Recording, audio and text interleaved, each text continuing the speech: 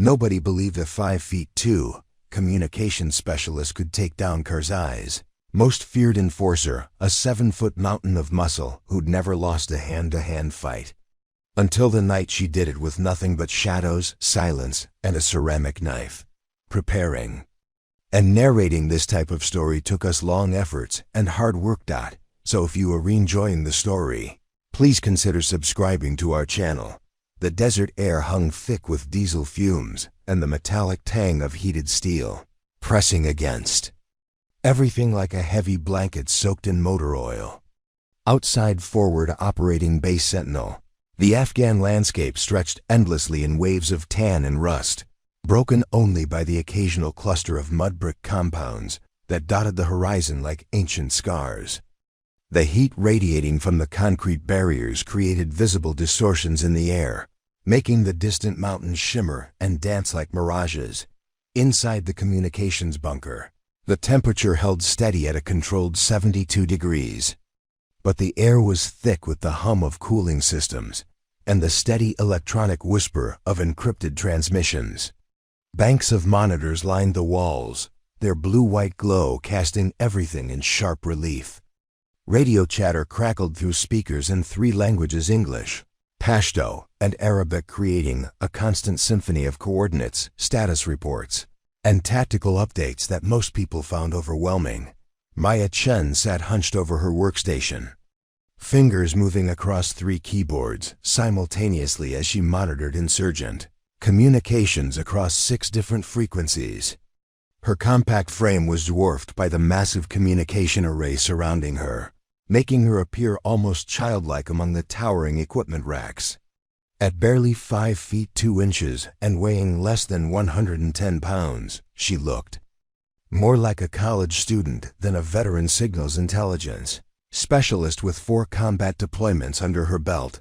The headset pressed against her ears was military standard, designed for much larger heads, and she'd had to pad the sides with foam to keep it from sliding around. Her uniform, even in the smallest available size, hung loose on her petite frame. The sleeves were rolled up 3 times, and her boots, despite being size 5, still felt too big when she walked. Everything about the military seemed designed for people twice her size, but her hands moved with absolute precision across the controls. She adjusted frequency scanners with minute calibrations, isolated signal signatures that others missed entirely, and tracked conversation patterns across communication networks with an intuition that bordered on supernatural. Her workstation was organized with mathematical precision, every cable routed exactly where it needed to be, every piece of equipment positioned for optimal efficiency, every backup system tested and retested until it responded to her touch. Like an extension of her own nervous system, the morning intercept log already contained 17 entries, each one tagged with precise timestamps, frequency data, and threat assessments. While other operators might catch 3 or 4 significant transmissions during a shift, Maya consistently pulled intelligence from signals that most people would dismiss as background noise. She heard conversations in the static, found patterns in the chaos, and translated not just words but intentions. Her pen moved in careful strokes across the hard copy logs, documenting every detail that regulations required and several that they didn't. She wrote in block letters so small and precise that they looked like they'd been printed by machine. Each entry included not just the official intelligence assessment, but her own observations about speech patterns, background noise, and the subtle emotional undercurrents that could indicate whether a conversation was genuine or designed to mislead. The bunker door cycled open with a hydraulic hiss, letting in a brief wave of superheated air from outside. 3 soldiers entered, their conversation already in progress, voices carrying easily in the enclosed space. Staff Sergeant Martinez led the group, a broad-shouldered man whose uniform actually fit properly and whose confident stride suggested someone who'd never questioned whether he belonged in his environment. "Chen's still in here running her personal NSA operation," Martinez said to the others, not bothering to lower his voice. "Girl probably monitors her own dreams for insurgent." Chatter. The second soldier, a younger private named Torres, glanced toward Maya's workstation and shook his head.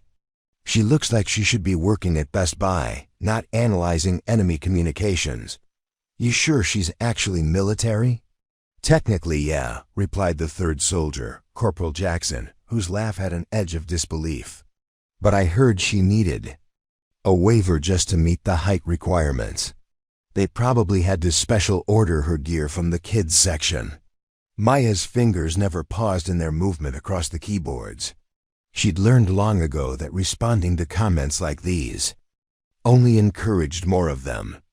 Instead, she adjusted the gain on frequency band 4 and isolated a conversation that had been buried under a layer of atmospheric interference. The voices were speaking in a rural Pashto dialect, discussing supply routes and timing that could indicate a planned attack. I bet she has to stand on a box to reach half that equipment, Martinez continued, settling into a chair near the coffee station. What's she gonna do if we actually get hit? Hide behind the radio? Torres laughed. Maybe she can crawl through the ventilation system and escape. She's definitely small enough. The conversation they were mocking contained references to a high-value target moving through the region, someone important enough that 3 different cell leaders were coordinating their movements around his schedule. Maya isolated the transmission, cleaned up the audio using filters that she'd custom-programmed herself, and began transcribing the conversation word by word. Her Pashto was fluent enough that she caught cultural references and slang that would escape most translators. Seriously though, Jackson said, what was Command thinking when they assigned her here? This is a forward operating base, not a desktop support center. We need people who can handle themselves if things go sideways. Maya saved the transcription to an encrypted file and cross-referenced the voice prints against her database of known insurgent leaders. 2 of the speakers matched profiles from previous intercepts, suggesting this was legitimate intelligence rather than disinformation.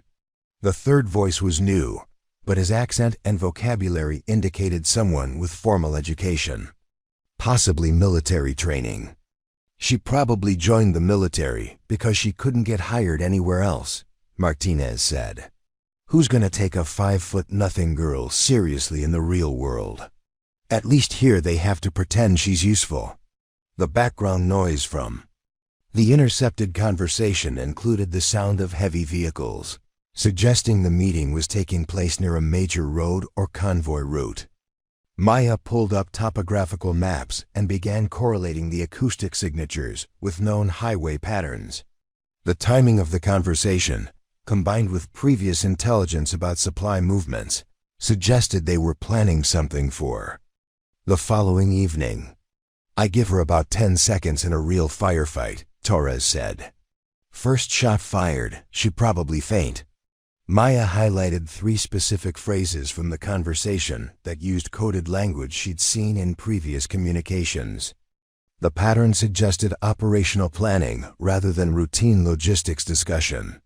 She opened a priority intelligence report and began documenting her analysis, including recommendations for increased surveillance along likely routes. Her coffee had gone cold hours ago, but she didn't stop to heat it up. The intercepted conversation was still active, and new voices were joining the discussion. Each additional participant provided more data points for her analysis, more opportunities to map the network of relationships and understand the organizational structure behind the planned operation. The soldiers' conversation shifted to other topics, but their dismissive laughter continued to punctuate the background noise of the bunker. Maya blocked it out completely, focusing instead on the subtle changes in tone and inflection that indicated when speakers were being truthful versus when they were performing for potential surveillance. Her workstation included recording equipment that most operators never used, but Maya captured everything. Every conversation, every fragment of transmission, every piece of background noise that might contain useful information. She developed her own system for cataloging and cross-referencing these recordings, creating a database that was more comprehensive than anything in the Official files. The air conditioning cycled on with a subtle change in pitch that most people wouldn't notice, but Maya registered it automatically. She'd learned to monitor every aspect of her environment, partly out of professional habit and partly because situational awareness had kept her alive during previous deployments. She knew which equipment made which sounds, which patterns indicated normal operation versus potential problems, and which environmental changes might signal external threats. As the morning stretched toward midday, the intercepted conversations continued to provide pieces of a larger puzzle. Maya assembled them methodically, building a picture of coordination and planning that suggested something significant was being organized.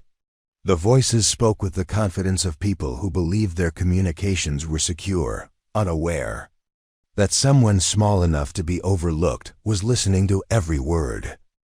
Maya's fingers moved across the spectrum analyzer as she tracked a transmission that had appeared for exactly 47 seconds on a frequency that should have been empty.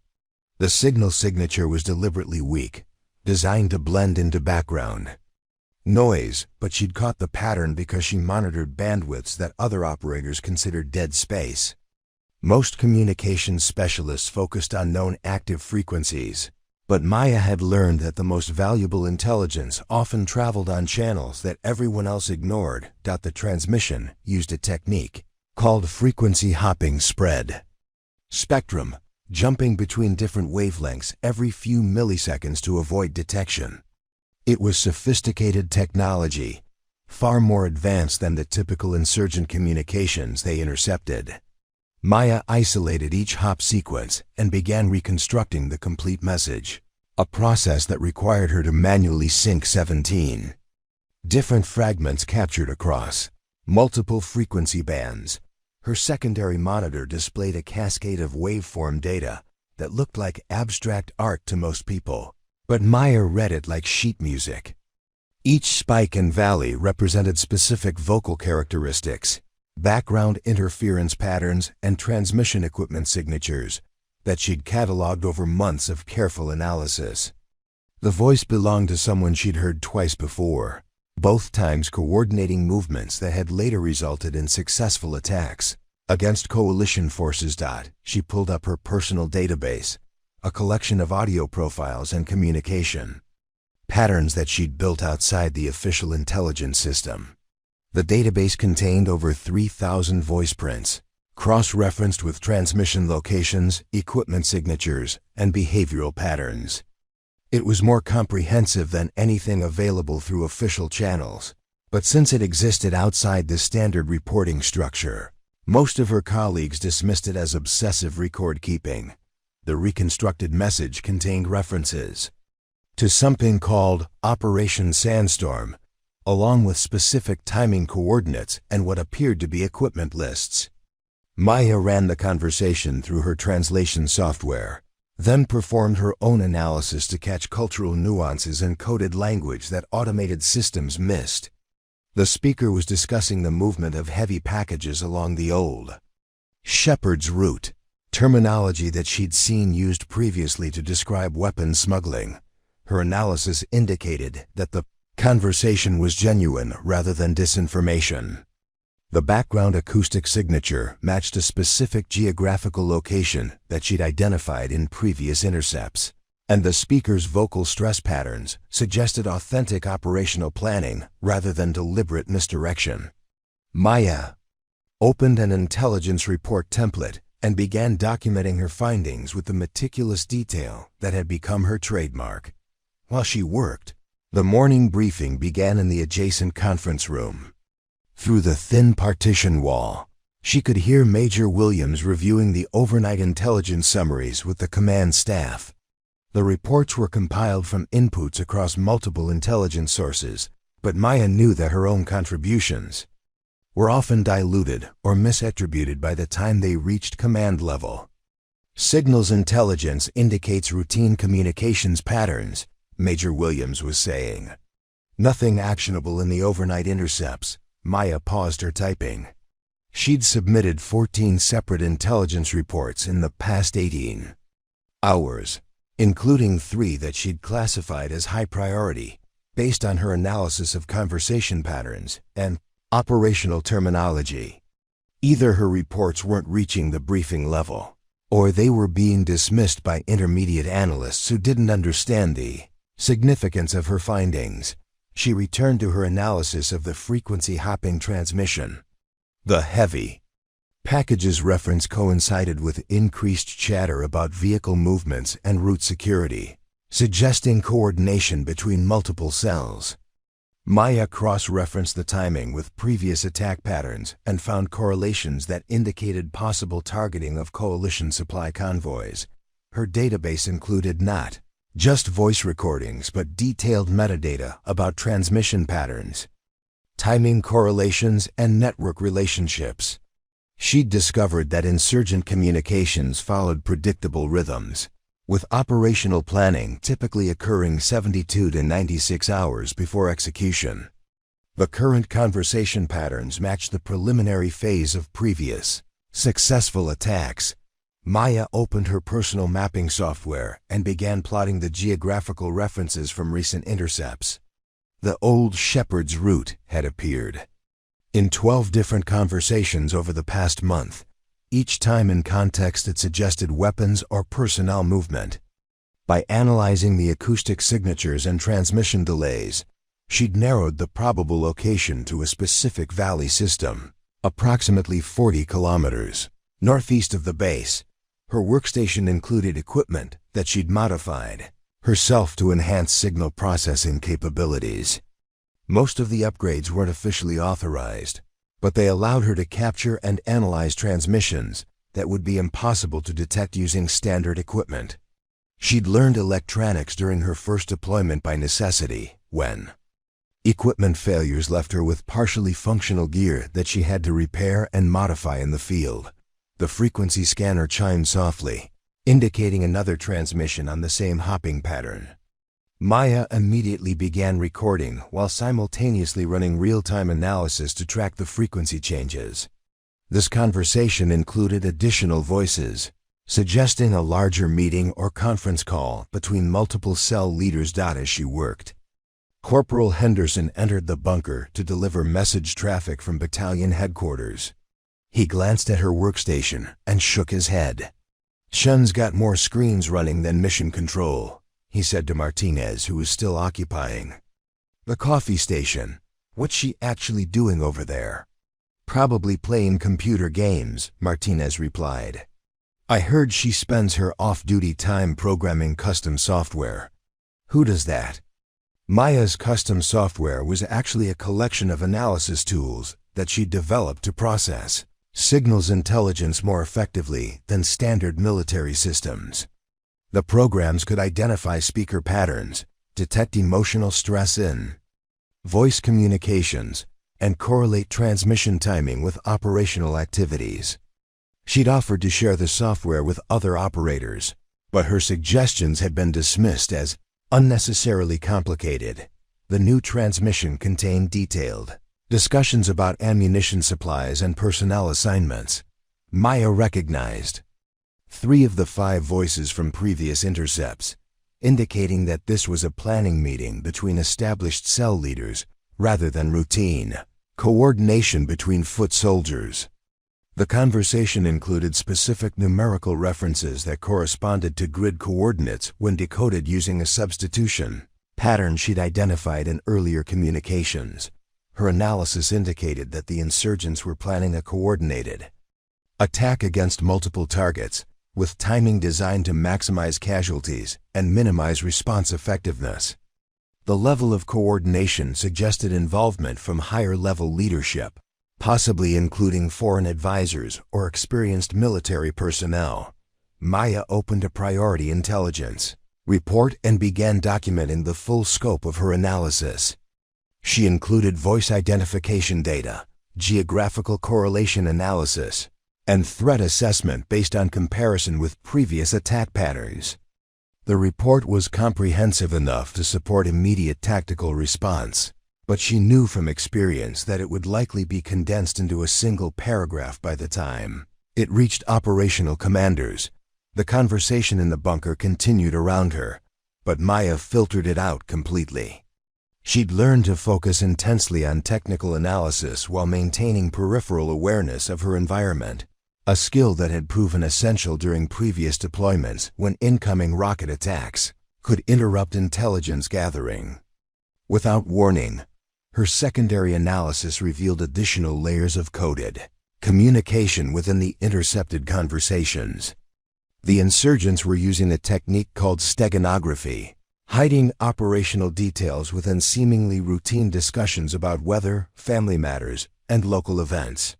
Maya had developed pattern recognition software that could identify these hidden messages, but the technique was so specialized that few other analysts understood its significance.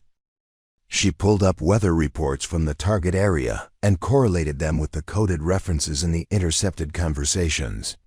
The insurgents were timing their operation to coincide with a sandstorm that was predicted to arrive in the region within the next 48 hours. The storm would provide natural concealment while degrading coalition surveillance capabilities, creating optimal conditions for a coordinated attack. Maya's database included meteorological correlation analysis that she'd developed after noticing patterns between weather conditions and insurgent activity. She documented how different cell groups adapted their operational timing to environmental factors, information that could be used to predict and counter their activities. But since her analysis methods fell outside standard intelligence protocols, her weather-based threat assessments were often dismissed as irrelevant speculation. The intercepted planning meeting continued for another 23 minutes, providing increasingly detailed intelligence about personnel assignments, equipment distribution, and target selection. Maya captured and analyzed every word, building a comprehensive picture of an operation that posed significant threats to coalition forces throughout the region. Her workstation displayed multiple analysis streams simultaneously, each one processing different aspects of the intelligence picture. Voice stress analysis indicated high confidence levels among the speakers, suggesting they believed their operation had a strong probability of success. Background noise analysis revealed acoustic signatures consistent with underground meeting spaces, indicating operational security consciousness that suggested experienced leadership. As the transmission ended, Maya began preparing her most detailed intelligence report to date. She included voice identification for all participants, geographical analysis of probable meeting locations, operational timeline assessment, and tactical recommendations for countering the planned attack. The report represented hours of specialized analysis that few other people could replicate, but she knew it would likely be summarized in a few sentences before reaching decision-makers who could authorize preventive action. The mess hall buzzed with the usual dinner conversation when Maya entered carrying her standard issue tray loaded with portions that looked oversized compared to her small frame. She scanned the room for an empty spot, unconsciously gravitating toward the tables near the periphery where she was less likely to draw attention. The fluorescent lighting cast harsh shadows across rows of folding tables, each one occupied by clusters of soldiers who'd naturally arranged themselves according to unit assignments and social hierarchies.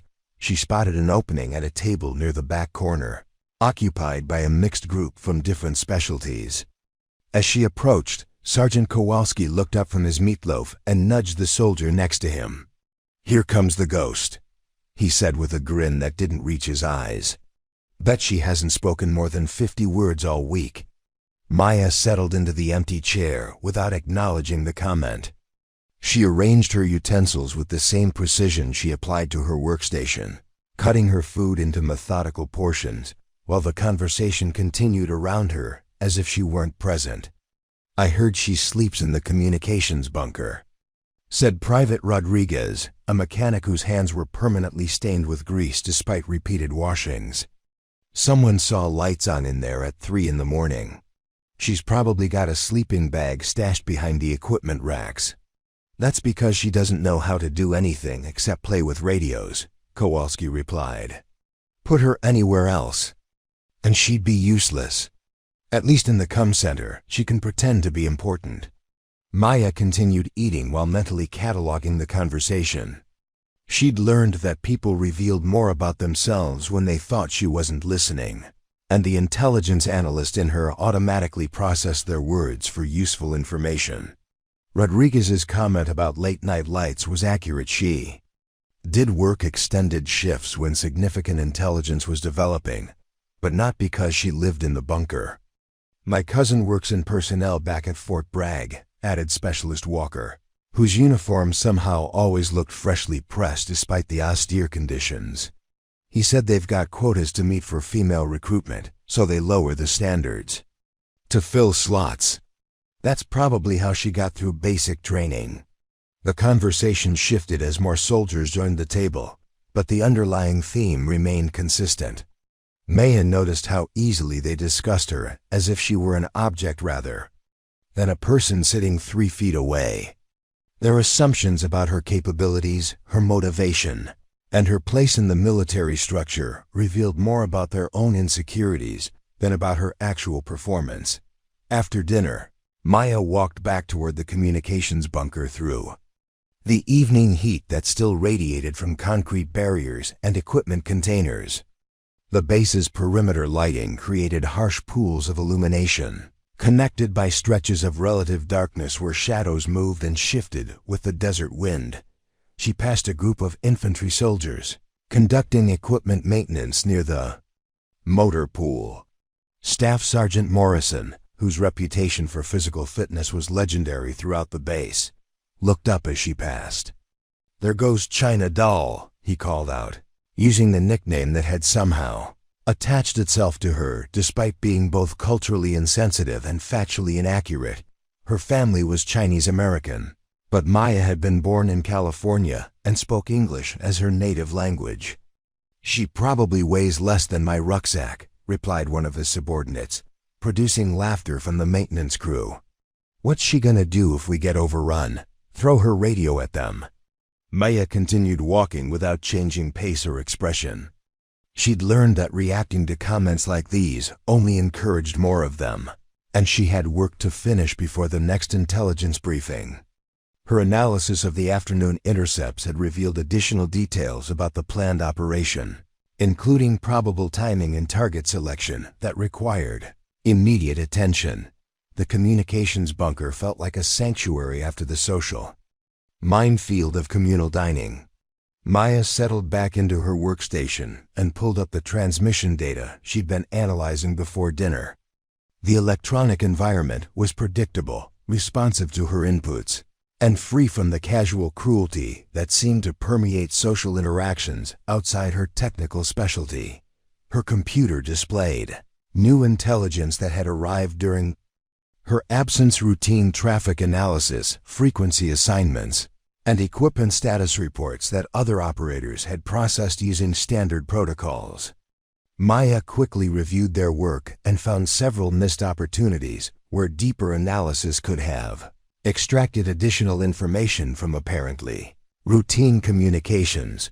She opened one of the intercepted conversations that had been classified as routine logistics discussion by the day shift analyst.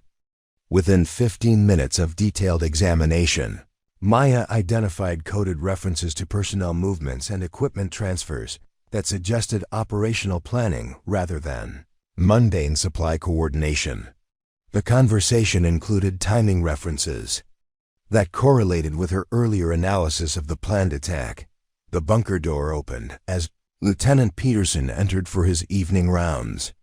He glanced at Maya's workstation, noting the multiple monitors and complex displays that characterized her work area. "Chen, you know you don't have to stay late every night," he said with the tone of someone fulfilling a supervisory obligation. "The intelligence will still be there tomorrow morning." "I'm finishing analysis on time-sensitive material, sir," Maya replied without looking away from her screens. "The intercepts from this afternoon contain operational intelligence that requires immediate processing." Peterson moved closer and peered at her displays, trying to make sense of the waveform data and frequency analysis that filled multiple monitors. "This looks like the same stuff you were working on yesterday," he said. "Are you sure you're not overthinking this? Sometimes routine communications are just routine communications." Maya highlighted a section of transcribed conversation that contained veiled references to special deliveries and anniversary celebrations. To someone unfamiliar with insurgent communication patterns, the phrases would appear innocuous. But Maya's analysis revealed that similar terminology had preceded major attacks in other operational areas. "Sir, these conversations contain coded operational planning," she explained. "The speakers are using established patterns that I've documented in previous intelligence reports. The timing correlates with meteorological forecasts and historical attack patterns in ways that suggest imminent action." Peterson nodded absently, clearly not following her detailed analysis. "Just make sure you're not seeing patterns that aren't really there," he said. "Sometimes the simplest explanation is the right one. Get some sleep, that's an order." After Peterson left, Maya returned to her analysis with renewed focus. She understood that her methodical approach and attention to detail made others uncomfortable. But she also knew that her techniques produced intelligence that saved lives. The fact that her colleagues couldn't understand her methods didn't make those methods invalid. She pulled up the personnel database and began cross-referencing voice prints from recent intercepts with historical intelligence files. 3 of the speakers had appeared in communications that preceded successful attacks against coalition forces, but their voices had never been formally identified by other analysts. Maya's custom voice recognition software had flagged the matches automatically, providing confirmation that current planning discussions involved experienced operational leaders. Her analysis revealed a network of relationships between different insurgent cells that standard intelligence protocols had failed to identify. By tracking communication patterns, timing correlations, and linguistic analysis across multiple intercepts, Maya had mapped connections that painted a picture of coordinated planning on a scale larger than anyone realized.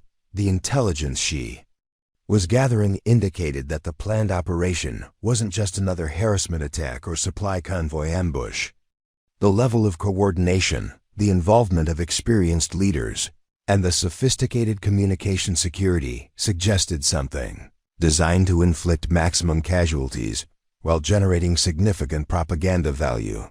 Maya opened her most secure analysis file and began documenting the full scope of her findings. She included detailed voice identification data, network relationship mapping, operational timeline assessment, and threat analysis that drew from months of careful intelligence gathering. The report represented the kind of comprehensive analysis that could prevent significant casualties if acted upon quickly, but she knew from experience that her detailed reports often disappeared into the bureaucratic machinery of intelligence processing, emerging as brief summaries that stripped away the nuanced analysis that made her conclusions compelling. Her reputation as someone who overthought intelligence problems meant that her warnings were often dismissed as excessive caution rather than legitimate threat assessment. As midnight approached, Maya saved her analysis and began preparing formatted intelligence reports for the morning briefing. She wrote multiple versions, a detailed technical analysis for intelligence professionals, a condensed tactical summary for operational commanders, and a brief executive overview for senior leadership. Experience had taught her that different audiences required different presentations of the same underlying intelligence. The night shift brought its own isolation. Maya worked alone in the communications bunker, while the rest of the base settled into the relative quiet of evening routines. She preferred the solitude, which allowed her to focus completely on technical analysis without the social dynamics that made daytime work more complicated. Her analysis software chimed softly, indicating that new intercepts had arrived from the automatic monitoring systems. Maya began processing the intelligence immediately, knowing that time-sensitive information lost value with every hour of delay. The conversation she intercepted tonight could provide the final pieces of intelligence needed to understand and counter the planned attack. But she also knew that tomorrow would bring the same challenges she faced every day, convincing colleagues who saw her as an overly cautious perfectionist that her detailed analysis revealed genuine threats requiring immediate action.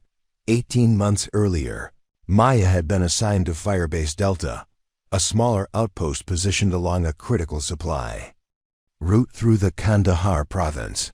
The base operated with a skeleton crew of 47 personnel, making every position essential and every mistake potentially catastrophic. Maya's communications post overlooked the main access road, where daily convoys delivered supplies and rotated personnel between larger installations.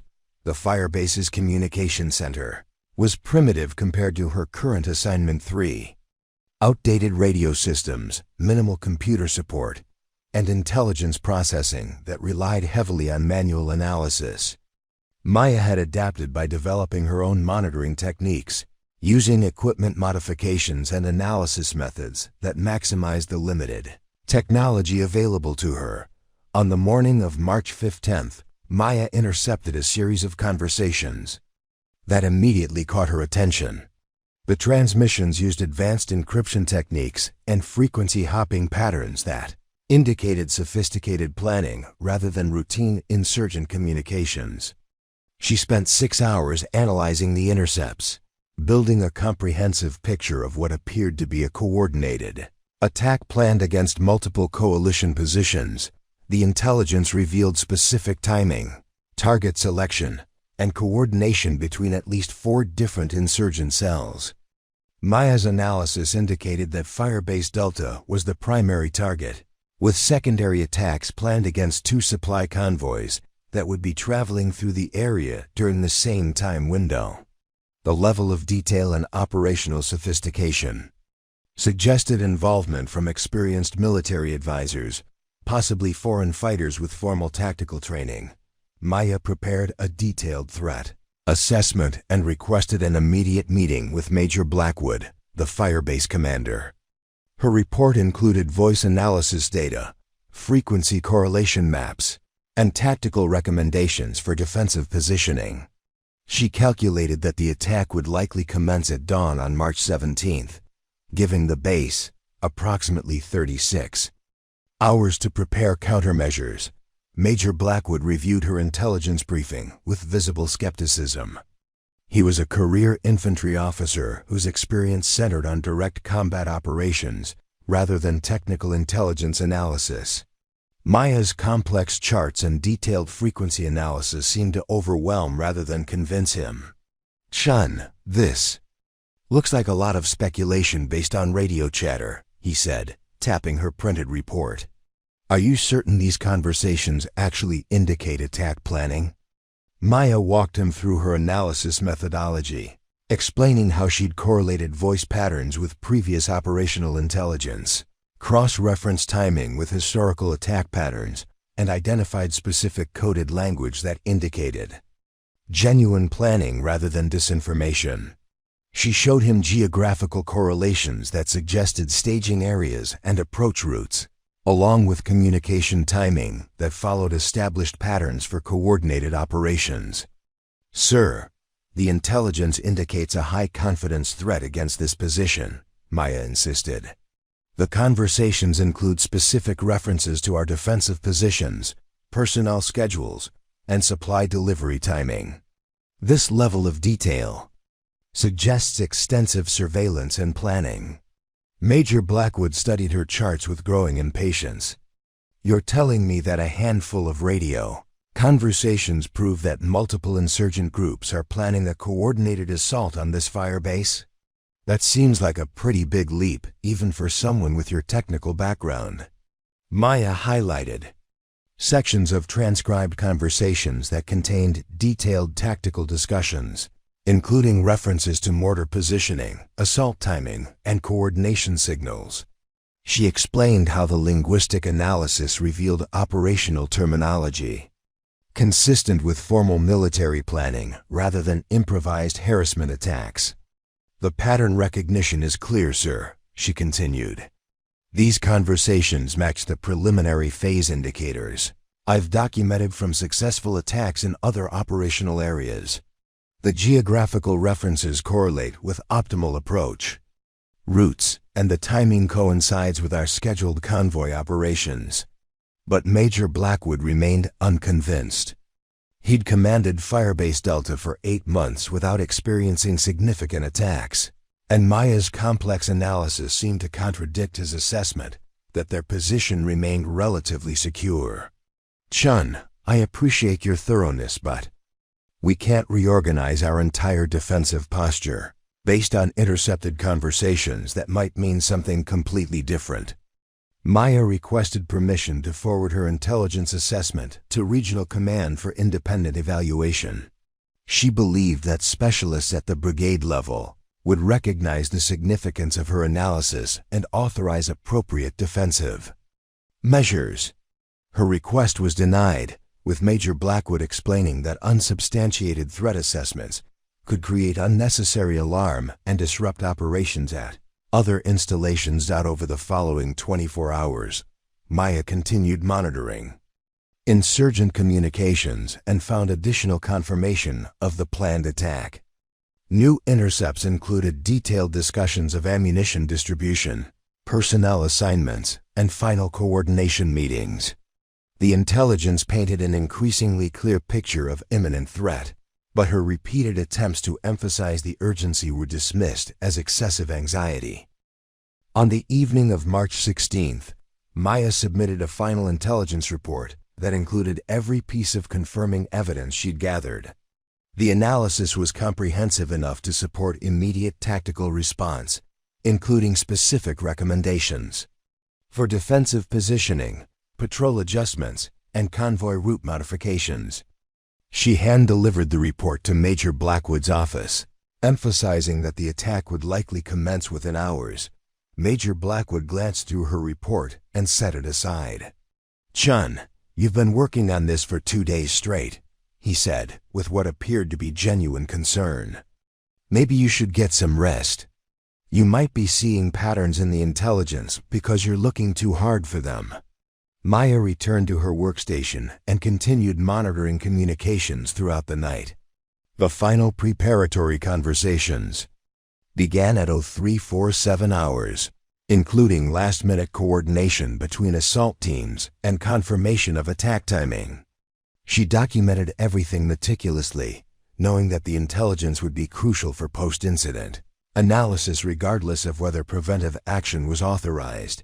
The attack commenced at 0523 hours, with coordinated mortar fire from 3 different positions, exactly as Maya's intelligence had predicted. The initial barrage was followed by ground assault from 2 directions, using approach routes that corresponded precisely to her geographical analysis. The insurgents demonstrated detailed knowledge of the base's defensive positions, guard schedules, and personnel locations. Firebase Delta's defenders responded as well as possible given their lack of preparation, but the coordinated nature of the attack created multiple simultaneous threats that stretched their resources beyond capacity. The battle lasted 4 hours and 17 minutes, resulting in 6 coalition casualties and significant damage to communications equipment and defensive structures. Maya's communications post took direct mortar fire during the second wave of the attack, destroying much of her monitoring equipment and forcing her to maintain contact with Regional Command using backup radio systems. Throughout the engagement, she continued providing real-time intelligence updates and tactical coordination, helping direct defensive fire and medical evacuation requests.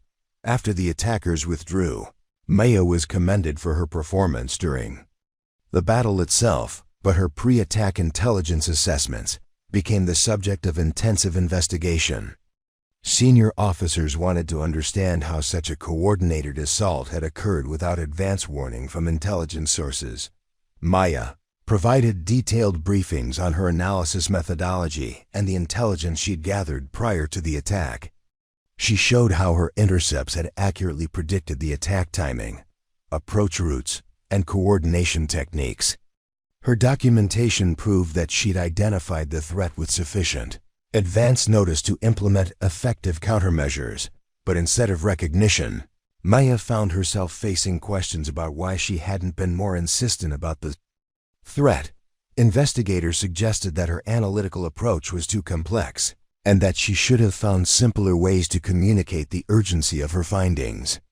Some officers implied that her technical expertise had actually hindered effective communication by making her assessments too difficult for operational commanders to understand and act upon.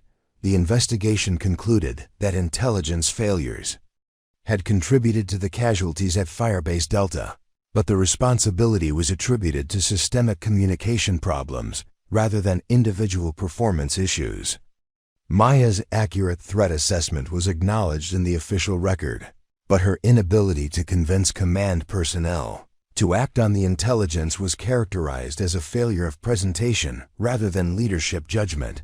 Within 3 weeks of the investigation's conclusion, Maya received orders transferring her to Forward Operating Base Sentinel, where her communications role would be limited to routine monitoring and technical support rather than tactical intelligence analysis. Her security clearance remained intact, but her access to operational planning discussions was restricted. The transfer was presented as a routine personnel rotation, but Maya understood its true significance. She had been proven correct in her threat assessment, but being right hadn't protected her from the consequences of challenging command authority. Her technical expertise had become a liability rather than an asset, marking her as someone who created complications rather than solutions. At FOB Sentinel, Maya found herself assigned to equipment monitoring and routine communication support, tasks that utilized only a fraction of her analytical capabilities. Her detailed intelligence reports were processed through multiple administrative layers that diluted their impact and obscured her contributions to operational security. The cascade of dismissal and marginalization that had begun at Firebase Delta continued at her new assignment, where colleagues quickly learned that Maya was someone whose expertise made others uncomfortable and whose detailed analysis was regarded as obsessive rather than valuable. The abandoned equipment shed behind the vehicle maintenance bay became Maya's private training ground during the hours when most of the base slept. She discovered the forgotten structure during her first week at FOB Sentinel, a corrugated metal building that had once housed spare generator parts but now collected dust and desert debris. The isolation was perfect for her purposes, far enough from the main facilities to avoid curious observers, but close enough to return quickly if communications emergencies arose. Maya had requisitioned a heavy bag from the base gym, claiming she needed stress relief equipment for her personal quarters. Instead, she'd installed it in the shed using chains and mounting hardware that she'd fabricated herself in the machine shop during off-duty hours. The bag was standard military issue, designed for soldiers twice her size, but Maya had learned to adapt her techniques to maximize impact despite her physical limitations. Her training routine began at 0230 hours every morning, 90 minutes before her official shift started. She wrapped her hands with medical tape rather than proper boxing wraps, having learned that the adhesive provided better protection for her small bones during extended training sessions. The sound of her strikes against the heavy bag was muffled by the shed's metal walls and the constant ambient noise of generators and cooling systems that operated throughout the night. Maya's approach to combat training was methodical and analytical, reflecting the same attention to detail that characterized her intelligence work. She'd studied dozens of military combat manuals, from basic Army field guides to specialized texts on unconventional warfare and close-quarters combat. Her personal library included translated documents on guerrilla tactics, martial arts instruction guides, and psychological studies of combat performance under stress. The techniques she practiced were specifically chosen for someone of her size and build, instead of relying on strength or reach advantages she would never possess.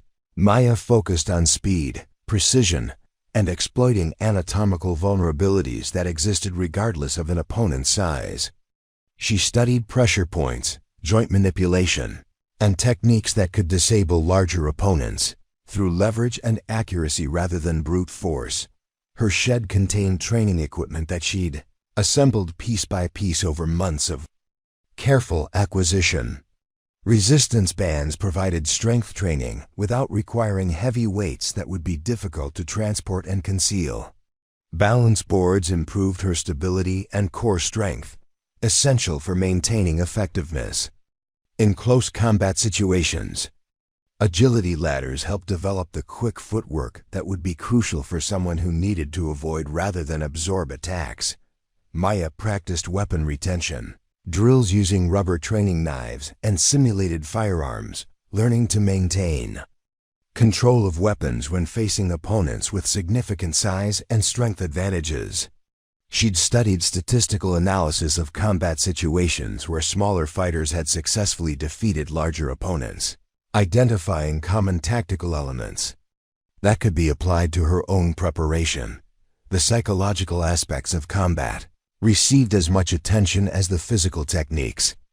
Maya read extensively about fear management, adrenaline response, and maintaining cognitive function under extreme stress. She practiced breathing techniques and visualization exercises designed to maintain tactical awareness during life-threatening encounters. Her approach treated combat as another analytical problem that could be solved through preparation and systematic thinking. Her training logs were kept in a personal notebook that she stored in a hidden compartment she'd built into her gear locker.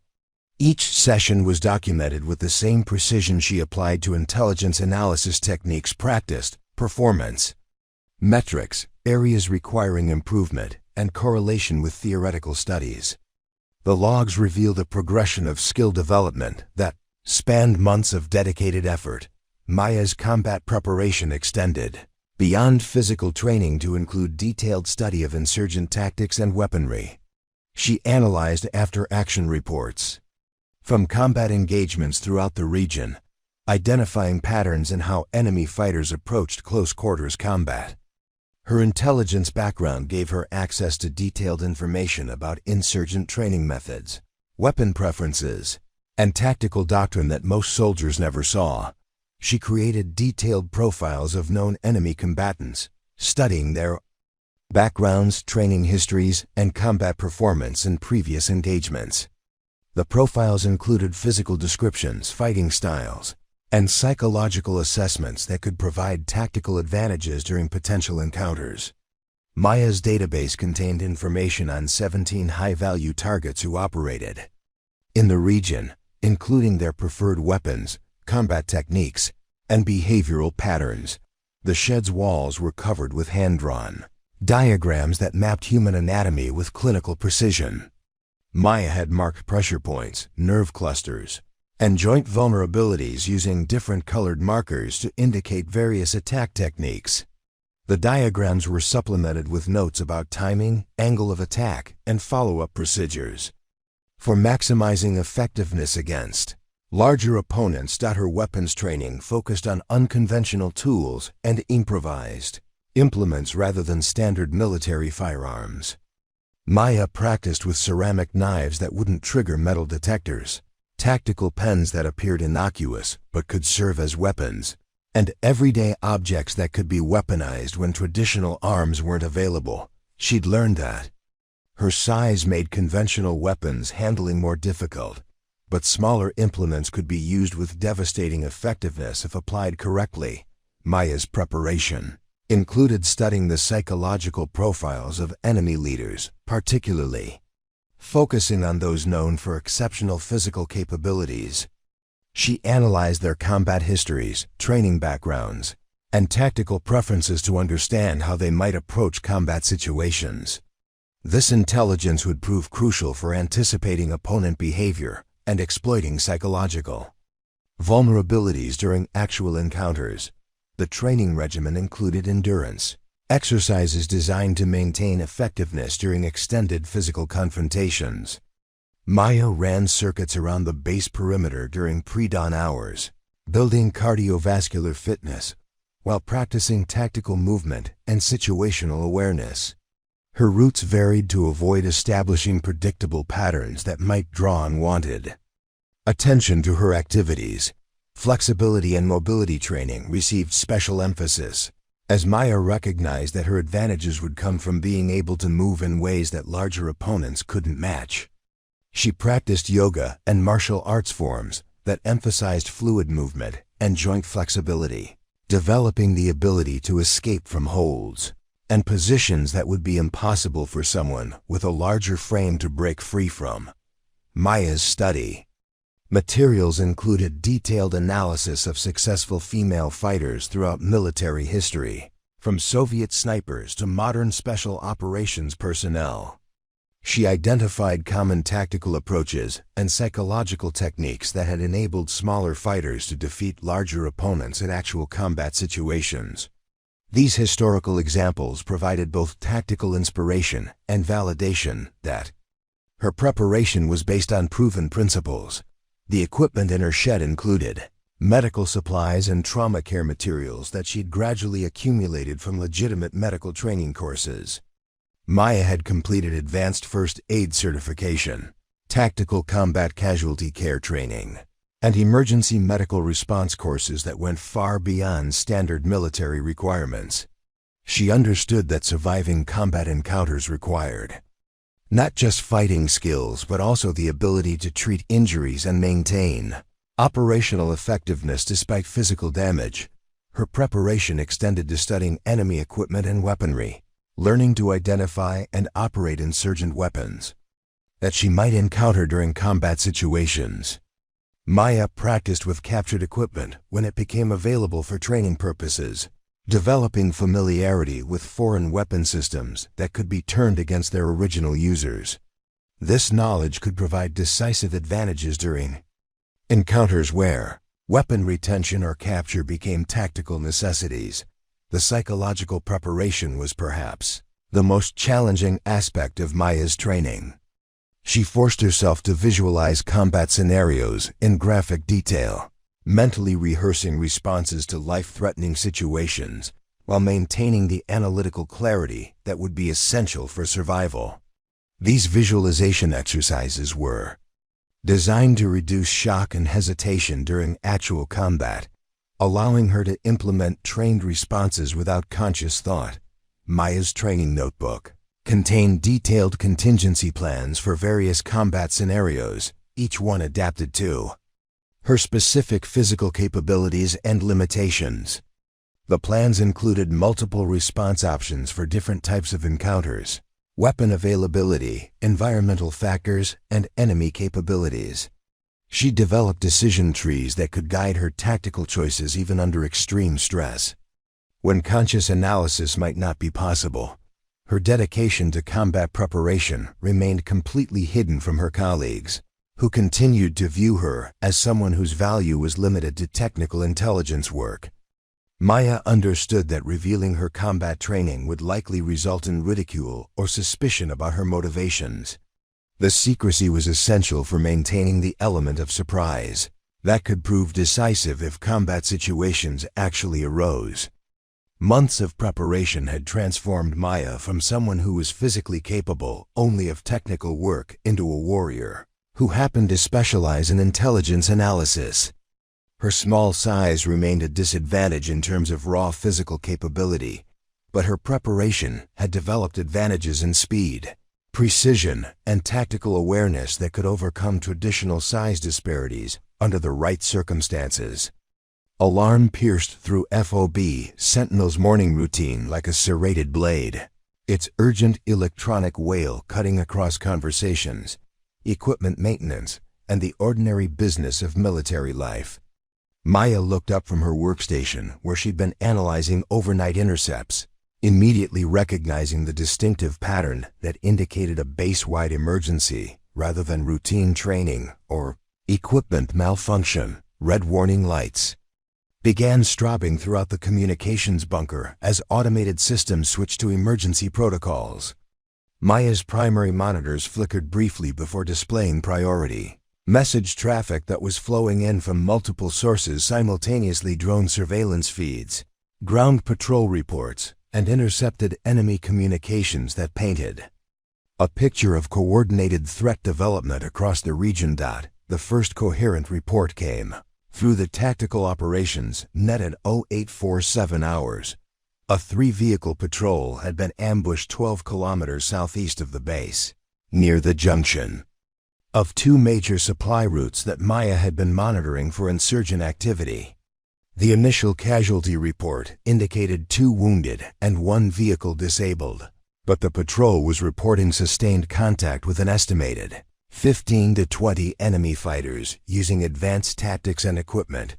Maya immediately pulled up her recent intelligence analysis, cross-referencing the ambush location with communication intercepts she'd processed over the previous 72 hours. The geographical coordinates matched precisely with references she'd identified in coded conversations about shepherds gathering near the old well, terminology that she'd flagged as indicating operational planning rather than routine activity. Additional reports began flooding the communication systems as the scope of the crisis became apparent. The ambushed patrol was pinned down in terrain that offered minimal cover and no viable extraction routes. Enemy fighters had positioned themselves with clear fields of fire across all approaches, using coordinated movement and suppressive fire techniques that indicated formal military training rather than typical insurgent tactics. The base's quick reaction force launched immediately, but their progress was hampered by obstacles that appeared to have been deliberately positioned along the most direct routes. Improvised explosive devices had been emplaced at 3 key choke points, forcing the relief column to take circuitous paths that added critical time to their response. Maya recognized the systematic nature of the obstacles as consistent with the detailed planning she'd identified in recent intelligence intercepts. Major Williams's voice cut through the communication traffic as he coordinated the emergency response from the Tactical Operations Center. His normally composed demeanor showed stress fractures as reports continued arriving that painted an increasingly dire picture. The enemy force was larger and better organized than initial estimates, and they demonstrated knowledge of coalition response procedures that suggested inside information or extensive surveillance.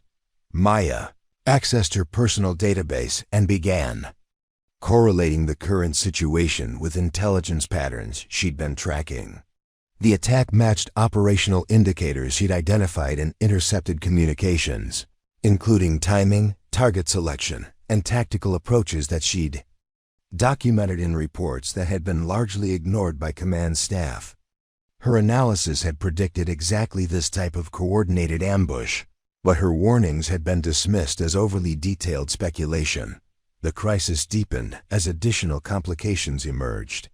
Weather reports indicated that a dust storm was approaching from the southwest, which would severely limit visibility and ground helicopter operations within the next 2 hours.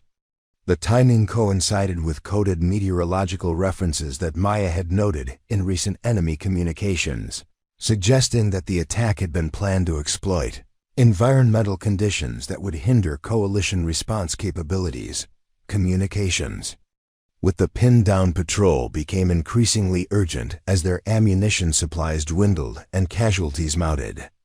The patrol leader's voice carried the strain of someone maintaining professional composure while facing overwhelming odds. His reports indicated that enemy fighters were systematically advancing their positions, using covering fire and tactical movement that demonstrated sophisticated coordination. The Quick Reaction Force encountered their second improvised explosive device at 0923 hours, destroying 1 vehicle and wounding 3 soldiers. Their advance was further delayed as explosive ordnance disposal teams were called forward to clear additional obstacles. Maya could hear the frustration in radio communications as tactical commanders realized they were responding to a carefully orchestrated plan rather than an opportunistic attack. Drone surveillance feeds confirmed the worst fears about enemy capabilities. The attacking force included heavy weapons teams with rocket-propelled grenades and crew-served machine guns positioned in mutually supporting positions.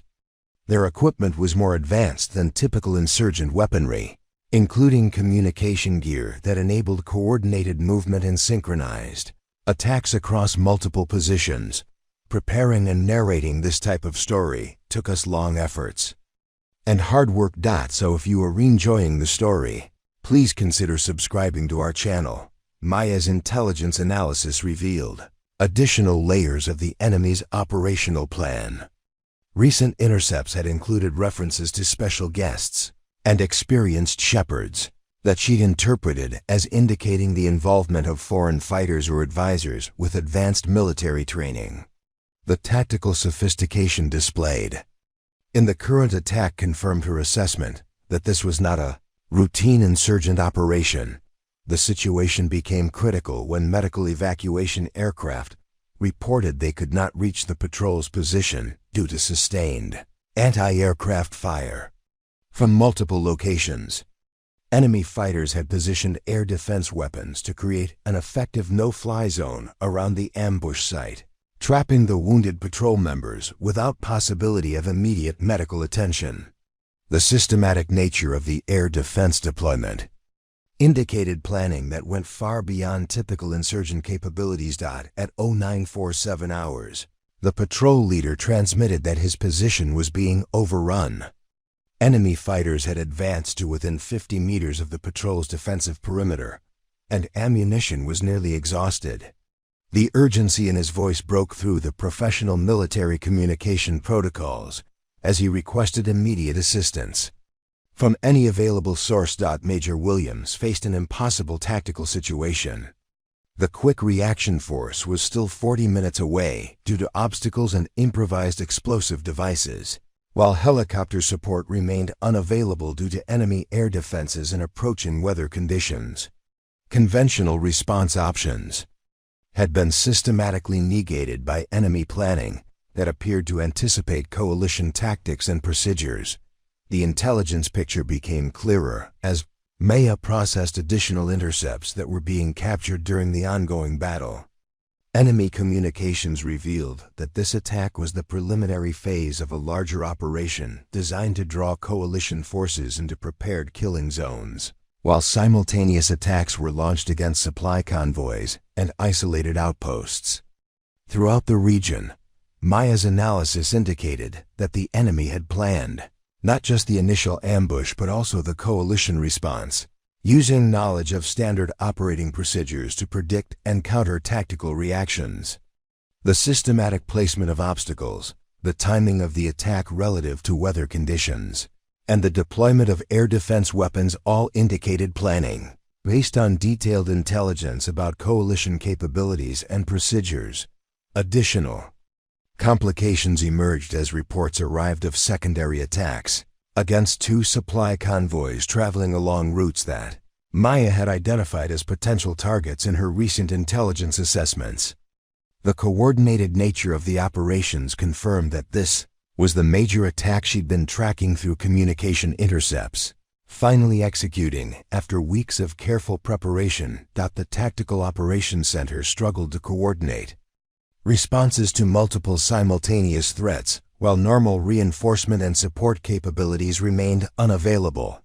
Weather conditions continued deteriorating as the predicted dust storm approached, reducing visibility and complicating navigation for ground and air assets attempting to provide assistance. Maya accessed her most recent analysis of enemy leadership profiles. Reviewing intelligence she'd gathered about key operational figures who might be directing the coordinated attacks.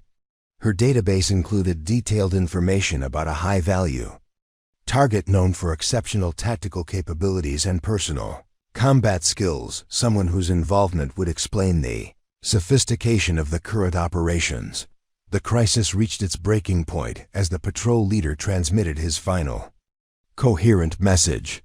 REPORTING that his position was being overrun and requesting that any nearby forces attempt immediate intervention. His transmission cut off abruptly, leaving the Tactical Operations Center without current information about the patrol's status or the enemy's next moves. Maya realized that her months of intelligence gathering and analysis had led to this moment. A crisis that conventional military responses couldn't address, where the detailed knowledge she'd accumulated about enemy capabilities and intentions might provide the only path to preventing a catastrophic outcome. The systematic intelligence she'd been dismissed for collecting had become the key to understanding and potentially countering an enemy operation that threatened to overwhelm standard tactical responses.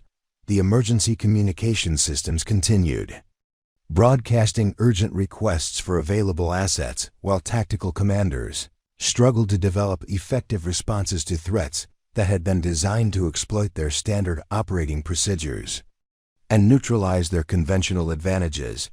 The Tactical Operations Center had descended into controlled chaos as multiple crisis situations developed simultaneously across the region. Major Williams stood at the center of it all, coordinating responses to attacks that seemed designed to overwhelm every available resource. Radio chatter filled the air with urgent reports, casualty updates, and increasingly desperate requests for reinforcement that couldn't be provided. Maya remained at her intelligence workstation, processing intercepted communications that continued flowing from the active battle zones. Her analysis revealed that the coordinated attacks were being directed by a central command element, with tactical decisions flowing from a single source that demonstrated intimate knowledge of coalition capabilities and standard response procedures. At 1034 hours, a new transmission caught her attention, a conversation in Pashto between two insurgent leaders discussing the movement of the giant shepherd to a forward observation position. Maya's database immediately flagged the reference as a probable match for Malik Qadeer, a Taliban commander whose physical description and tactical reputation had made him legendary among enemy fighters throughout the region.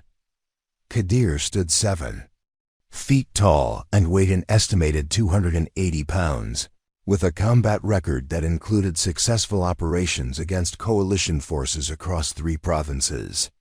Intelligence reports described him as a former Afghan army officer who had defected during the early stages of coalition operations, bringing with him detailed knowledge of military tactics and coalition operational procedures.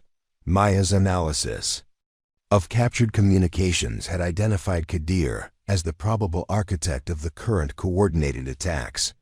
His tactical signature was evident in the systematic use of obstacles, the coordinated timing across multiple targets, and the sophisticated understanding of coalition response capabilities that had neutralized conventional military responses. Intercepted transmission included geographical references that Maya correlated with topographical maps of the battle area. Her analysis indicated that Qadeer had positioned himself at an observation post approximately 3 kilometers from the main ambush site, where he could maintain visual contact with the battlefield while coordinating tactical movements through encrypted communications. Maya approached Major Williams with her intelligence assessment, but found him focused on immediate tactical crises that demanded his attention. "Sir, I've identified the probable command element for the coordinated attacks," she said, trying to interrupt the flow of urgent communications that surrounded his position. "Chen, unless you can tell me how to get air support through that anti-aircraft screen, I don't have time for intelligence analysis right now," Williams replied without looking away from the tactical displays. "We've got people dying out there and no way to reach them." Maya persisted, spreading her geographical analysis across an adjacent table where Williams could see the correlation between intercepted communications and tactical positions. "Sir, the enemy commander is directing operations from a forward position that's isolated from his main force. If we can neutralize him, the coordinated attacks will lose their tactical cohesion." Williams glanced at her analysis briefly before returning his attention to more immediate concerns. "Even if you're right about the location, we don't have assets available for additional missions. Everything we've got is committed to trying to rescue that patrol." Maya studied the tactical situation display, noting the positions of available personnel and the geographical relationship between the base and Qadeer's probable location. Her analysis indicated that a small infiltration team could reach the command position using terrain, features that would provide concealment from the main enemy force. "Sir, I can reach that position," Maya said, her voice carrying a certainty that caused Williams to look at her directly for the first time. The approach route follows a wadi system that provides natural concealment, and the distance is within range for a solo infiltration mission. The suggestion drew stares from other personnel in the Tactical Operations Center. Captain Morrison, the base's operations officer, shook his head in disbelief. "Chen, you're a communications specialist, not an infantry soldier. This isn't a technical problem you can solve with radio intercepts." Maya pulled up additional intelligence on her portable tablet, showing Williams' detailed analysis of Qadeer's tactical patterns and operational preferences. "Sir, I have extensive intelligence on this target's capabilities and behavior patterns. I've been tracking his communications and tactical signature for 6 months. You want to go after a 7-foot Taliban commander by yourself?" Williams asked, his tone mixing incredulity with something approaching concern. "Chen, this isn't a video game. That man has killed more coalition soldiers than anyone else in this region." Maya's response was immediate and measured. "Sir, conventional forces can't reach his position without alerting the main enemy force.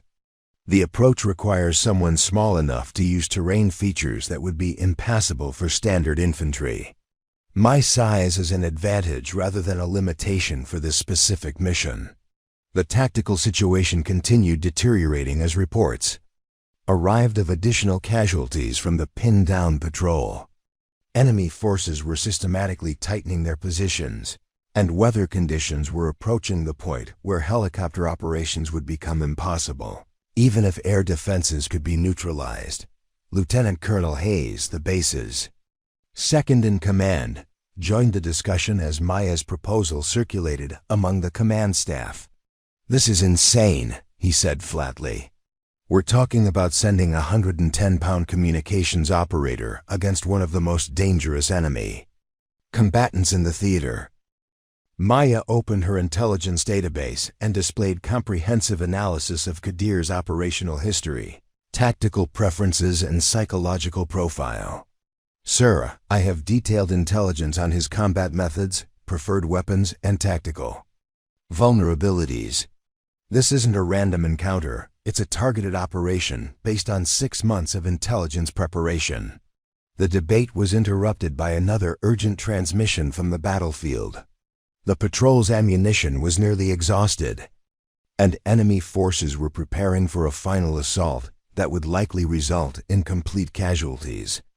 Conventional rescue options remained unavailable, and time was running out for any intervention that might preserve coalition lives. Williams studied Maya's intelligence analysis while weighing impossible tactical choices. Every conventional option had been systematically negated by enemy planning that appeared to anticipate coalition responses. The coordinated nature of the attack suggested that neutralizing the command element might indeed disrupt enemy operations enough to create opportunities for conventional forces.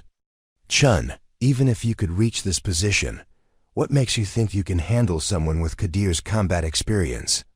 Williams asked. "Intelligence analysis is one thing, but actual combat against a target like this is completely different." Maya's response revealed preparation that surprised everyone present. "Sir, I've studied his combat methods extensively. He relies on size and strength advantages against conventional opponents, but his tactics become predictable when analyzed systematically. My approach would exploit vulnerabilities that larger opponents can't effectively address." Captain Morrison remained skeptical about the entire concept. "This is fantasy thinking. You're talking about going up against someone who's never lost a personal combat engagement, using what radio intercept techniques?"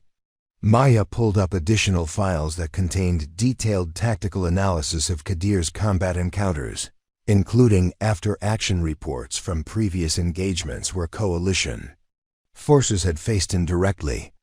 Her analysis revealed patterns in his fighting style, preferred weapons and tactical approaches that could be exploited by someone with appropriate preparation. "I've been preparing for this possibility," Maya said quietly. "My intelligence analysis indicated that conventional military responses would be insufficient against coordinated operations of this scale. I've developed capabilities specifically designed to address high-value targets when standard tactical options aren't available." The admission drew stunned silence from the command staff. The idea that their communications specialist had been conducting combat preparation was so unexpected that it challenged their fundamental assumptions about her role and capabilities. Williams looked at the tactical displays, showing multiple crisis situations that conventional forces couldn't address effectively. The mathematical reality was becoming undeniable. Standard military responses had been systematically neutralized, and unconventional approaches might represent the only remaining options for preventing catastrophic outcomes. "Chen, if you're wrong about this, you'll be walking into a death trap," Williams said finally. "And if you're right, you'll be facing one of the most dangerous combatants in this entire theater, with no backup and no extraction plan." Maya's response carried the quiet confidence of someone who had prepared extensively for exactly this moment. "Sir, the intelligence is solid, and my preparation is adequate for the mission requirements.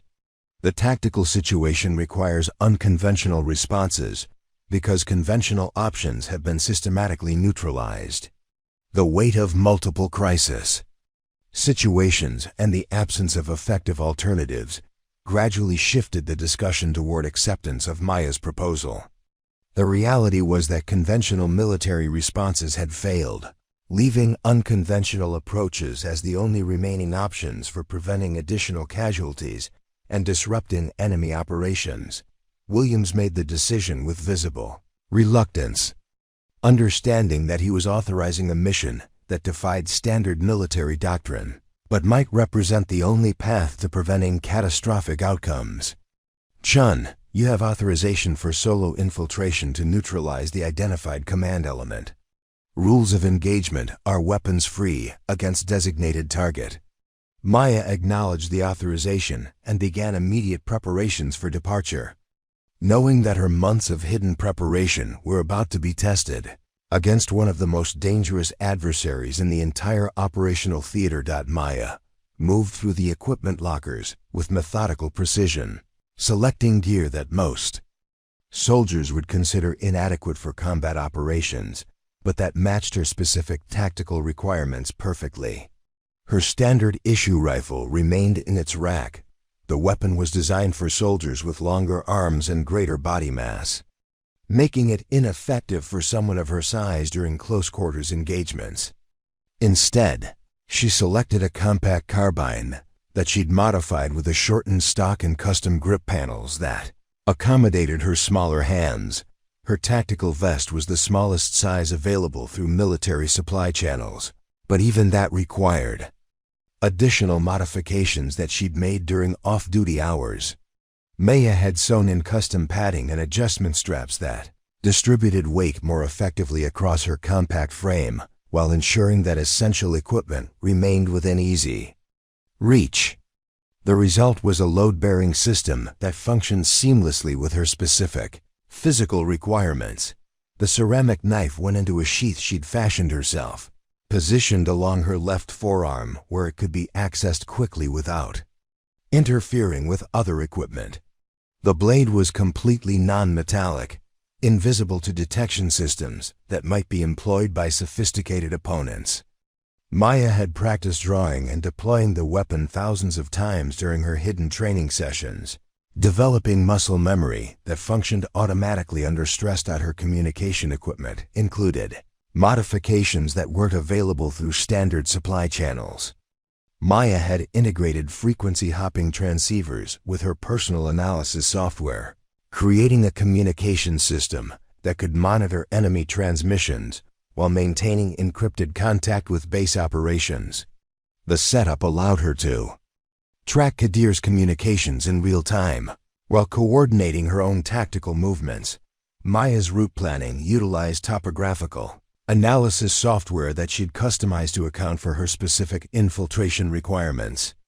The standard military navigation systems were designed for vehicle-mounted operations or infantry platoons, but her mission required movement techniques that exploited terrain, features too small for conventional forces to utilize effectively. Wadi systems she'd identified provided natural concealment through a series of interconnected dry creek beds that cut through the landscape like a hidden highway. The passages were too narrow for vehicle movement and too confined for standard infantry tactics, but perfectly suited for someone of Maya's size, who could navigate tight spaces that would be impassable for larger personnel. Her approach began at 11:47 hours, using an exit point on the base perimeter that provided direct access to the Wadi network without crossing open terrain visible to enemy observation posts. Maya had studied satellite imagery and drone surveillance footage to identify blind spots in enemy surveillance coverage, finding a corridor that allowed covert movement despite extensive insurgent security measures. The initial movement phase required crawling through a drainage culvert that connected the base's stormwater system to the natural Wadi network. The passage was less than 3 feet in diameter, filled with debris and standing water that would deter most infiltration attempts.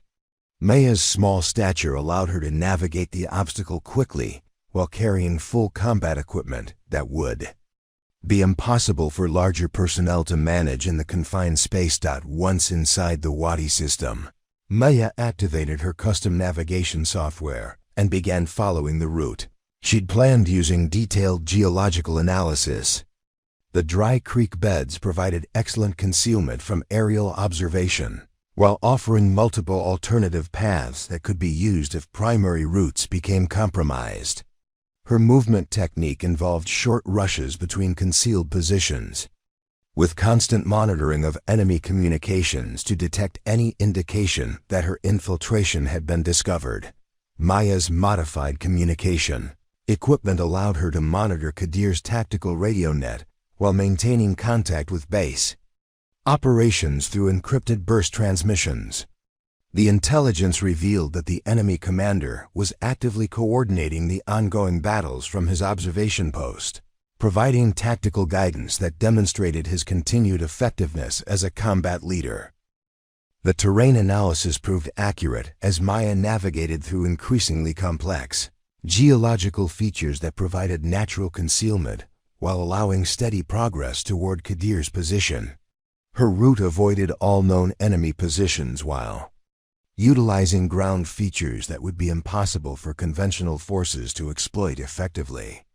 At the halfway point of her infiltration, Maya encountered her first significant challenge, a section of the Wadi system that had been damaged by recent flooding, creating a debris field that blocked the primary route. Her contingency planning included alternative paths that could be accessed through lateral passages, but reaching them required climbing a 15-foot rock face while carrying full equipment. Maya's specialized training proved essential as she used mountaineering techniques to ascend the obstacle without making noise that might alert enemy sentries. Her small size and high strength-to-weight ratio allowed her to navigate the climb, using handholds that would be inadequate for larger personnel, demonstrating how her physical characteristics could provide tactical advantages in appropriate circumstances. The alternative route required movement through a series of cave systems that connected different sections of the Wadi network. Maya's preparation had included studying geological surveys that mapped the underground passages, allowing her to navigate in complete darkness using night vision equipment and tactical GPS systems that maintained accuracy despite underground conditions. Her progress through the cave systems was monitored continuously through communication intercepts that confirmed Qadeer's continued presence at the target location. The enemy commander's communications revealed increasing frustration with the tactical situation as his coordinated attacks began experiencing coordination problems due to coalition countermeasures that had been implemented based on Maya's intelligence analysis. Maya emerged from the underground passage system approximately 800 meters from Qadeer's observation post, positioning herself within the final approach corridor that she'd identified through detailed terrain analysis. The remaining distance required movement across more open ground where concealment would depend on timing, weather conditions, and precise knowledge of enemy sentry positions. Her intelligence preparation proved crucial as she identified patterns in enemy patrol schedules that created predictable gaps in surveillance coverage. Qadeer's security arrangements followed standard insurgent protocols that Maya had studied extensively, allowing her to predict guard rotations and movement patterns with sufficient accuracy to plan her final approach. The advancing dust storm provided additional concealment as visibility decreased and wind noise masked the subtle sounds of movement. Maya had calculated that the weather conditions would provide optimal cover for the final phase of her infiltration, timing her approach to coincide with meteorological conditions that favored covert operations. Her final movement phase utilized advanced stalking techniques that she'd developed during months of specialized training. Maya's approach was methodical and patient, covering the remaining distance in stages that allowed continuous assessment of enemy positions and immediate response to changing tactical conditions. The observation post came into view as Maya reached her final concealed position, confirming the accuracy of her intelligence analysis. Qadeer's location matched the coordinates she'd calculated from intercepted communications, and his security arrangements conformed to the pattern she'd identified through detailed study of his operational methods.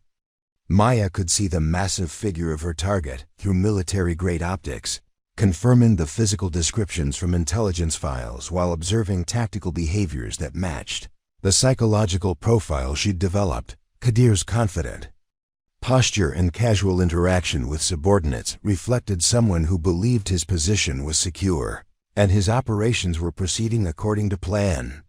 Her analysis of the tactical situation revealed that Qadeer was positioned in a way that isolated him from immediate support while providing him with commanding views of the battle areas he was coordinating. The arrangement reflected his confidence in his personal combat abilities and his assumption that conventional coalition forces posed no direct threat to his position. Maya activated her final equipment checks and confirmed that all systems were functioning properly for the confrontation that would determine the success or failure of her entire mission. Her months of preparation had led to this moment where technical expertise, specialized training, and detailed intelligence analysis would be tested against one of the most dangerous adversaries in the entire operational theater. The ceramic knife felt familiar in her grip as she prepared to close the remaining distance, knowing that her unconventional approach had brought her within striking range of a target that conventional military operations had been unable to address effectively. Maya covered the final 30 meters in absolute silence, using terrain features and natural shadows to mask her approach while the advancing dust storm reduced visibility to less than 50 feet. The observation post occupied an elevated rock formation that provided commanding views of the valley below, but its elevated position also isolated Qadeer from immediate support by his security elements positioned at ground level. The enemy commander stood with his back partially turned, speaking into a tactical radio while gesturing toward the battlefield where his coordinated attacks were still in progress. At 7 feet tall with massive shoulders and arms like tree trunks, Qadeer dominated the landscape around him in a way that explained his legendary status among insurgent fighters. His casual posture reflected absolute confidence in his security arrangements and his assumption that no coalition forces could approach his position undetected. Maya reached the base of the rock formation and began her ascent, using climbing techniques that exploited her small size and high strength-to-weight ratio. The route she'd selected avoided the established paths that Qadeer's sentries would be monitoring, instead utilizing hand and footholds that would be inadequate for larger personnel. Her movements were controlled and deliberate, generating no sound that might alert the massive figure above her.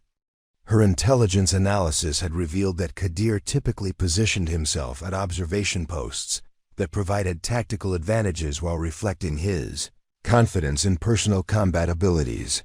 The psychological profile she developed indicated someone who had never faced an opponent who could match his combination of size, strength, and tactical knowledge. His success record had created overconfidence that could be exploited by someone who understood his limitations. Maya reached a ledge approximately 15 feet below Qadeer's position, close enough to hear his conversation with subordinate commanders. He was coordinating the final phases of attacks against coalition positions, his voice carrying the authority of someone accustomed to absolute tactical control. The conversation confirmed that he was directing operations personally rather than delegating command authority, making his neutralization critical for disrupting the coordinated assault. The approach to striking distance required crossing open ground where concealment would be impossible once movement began. Maya waited for optimal conditions, monitoring Qadeer's positioning and attention while calculating timing that would maximize her tactical advantages. Her ceramic knife was already in hand, positioned for immediate deployment when the opportunity presented itself. The dust storm intensified, creating the perfect moment for final approach. Maya moved with fluid precision, covering the remaining distance in seconds while Qadeer remained focused on his radio communications. Her first indication of success was his sudden stillness as peripheral awareness registered movement that shouldn't exist in his secure position. Qadeer turned slowly, his expression shifting from confidence to confusion as he processed the impossible sight of a tiny coalition soldier who had somehow penetrated his security perimeter. For a moment, neither combatant moved, each assessing the other while calculating tactical options. Maya saw recognition dawn in his eyes as he realized that his legendary reputation was about to be tested by an opponent he had never imagined. Facing, "You are very small for a soldier," Qadeer said in accented English, his voice carrying amusement rather than concern. "Did they run out of real fighters to send against me?" Maya didn't respond verbally, instead shifting her weight into a combat stance that placed her ceramic knife in optimal position for rapid deployment. Her silence seemed to unsettle Qadeer more than any verbal response might have, suggesting an opponent who was prepared for violence rather than conversation. Qadeer's confidence reasserted itself as he fully processed the physical disparity between them. At nearly twice Maya's height and more than twice her weight, he possessed overwhelming advantages in reach, strength, and raw combat power. His hands were larger than her head, his arms longer than her entire torso, and his military training included extensive close-quarters combat experience against opponents who were at least reasonably close to his own size. "I will make this quick," he said, drawing a combat knife that looked like a sword in his massive grip. "You are brave to come here, but bravery cannot overcome physics." Maya's response was immediate and calculated. Instead of backing away from Qadeer's advance, she moved forward and to his left, using her speed advantage to force him to adjust his position, while limiting his ability to utilize his reach effectively. Her movement pattern was designed to exploit the tactical principles she'd studied. Extensively larger opponents expected smaller adversaries to maintain distance and rely on defensive tactics. Qadeer's first attack was a powerful downward strike that would have been devastating against a conventional opponent. But Maya wasn't where he expected her to be, having used her superior agility to position herself inside his reach where his size became a disadvantage rather than an advantage. Her ceramic knife found the gap between his tactical vest and throat protection, sliding between layers of equipment that had been designed to stop bullets rather than precisely targeted blade work. The wound wasn't immediately fatal, but it disrupted Qadeer's confident rhythm and forced him to recognize that he was facing an opponent whose tactical approach was completely outside his experience. Blood began flowing down his neck as he stepped back, reassessing the threat level while his free hand moved to check the extent of his injury. Maya pressed her advantage immediately, using Qadeer's momentary distraction to attack his weapon hand. With targeted strikes against nerve clusters and pressure points that she'd memorized during months of anatomical study. Her techniques were designed specifically for use against larger opponents, utilizing precise knowledge of human physiology to disable rather than overpower. Qadeer's combat knife fell from suddenly nerveless fingers as Maya's attacks disrupted the nerve pathways controlling his grip strength. The weapon clattered against stone as he realized that his opponent possessed technical knowledge that neutralized his physical advantages. Through systematic targeting of anatomical vulnerabilities, his tactical training reasserted itself as Qadeer attempted to use his size and strength advantages through grappling techniques that would have been effective against conventional opponents. But Maya's preparation had included extensive study of exactly these tactics, and her response demonstrated months of specialized training designed to counter larger opponents who relied on superior physical capabilities. Instead of trying to match Qadeer's strength directly, Maya used his own momentum against him, while targeting joint vulnerabilities and pressure points that could disable regardless of size differences. Her ceramic knife continued finding gaps in his equipment and defenses, inflicting precise injuries that disrupted his tactical effectiveness without requiring the kind of brute force approaches that would have favored her larger opponent. The psychological impact of facing an opponent who couldn't be overwhelmed through conventional means began affecting Qadeer's decision-making. His legendary confidence started fragmenting as Maya's attacks continued succeeding despite the massive physical disparities that should have made her efforts ineffective.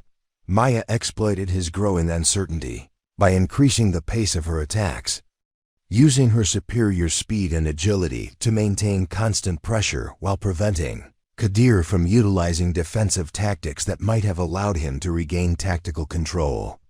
Her approach was methodical and relentless, demonstrating the kind of systematic preparation that could overcome raw physical advantages through superior knowledge and technique.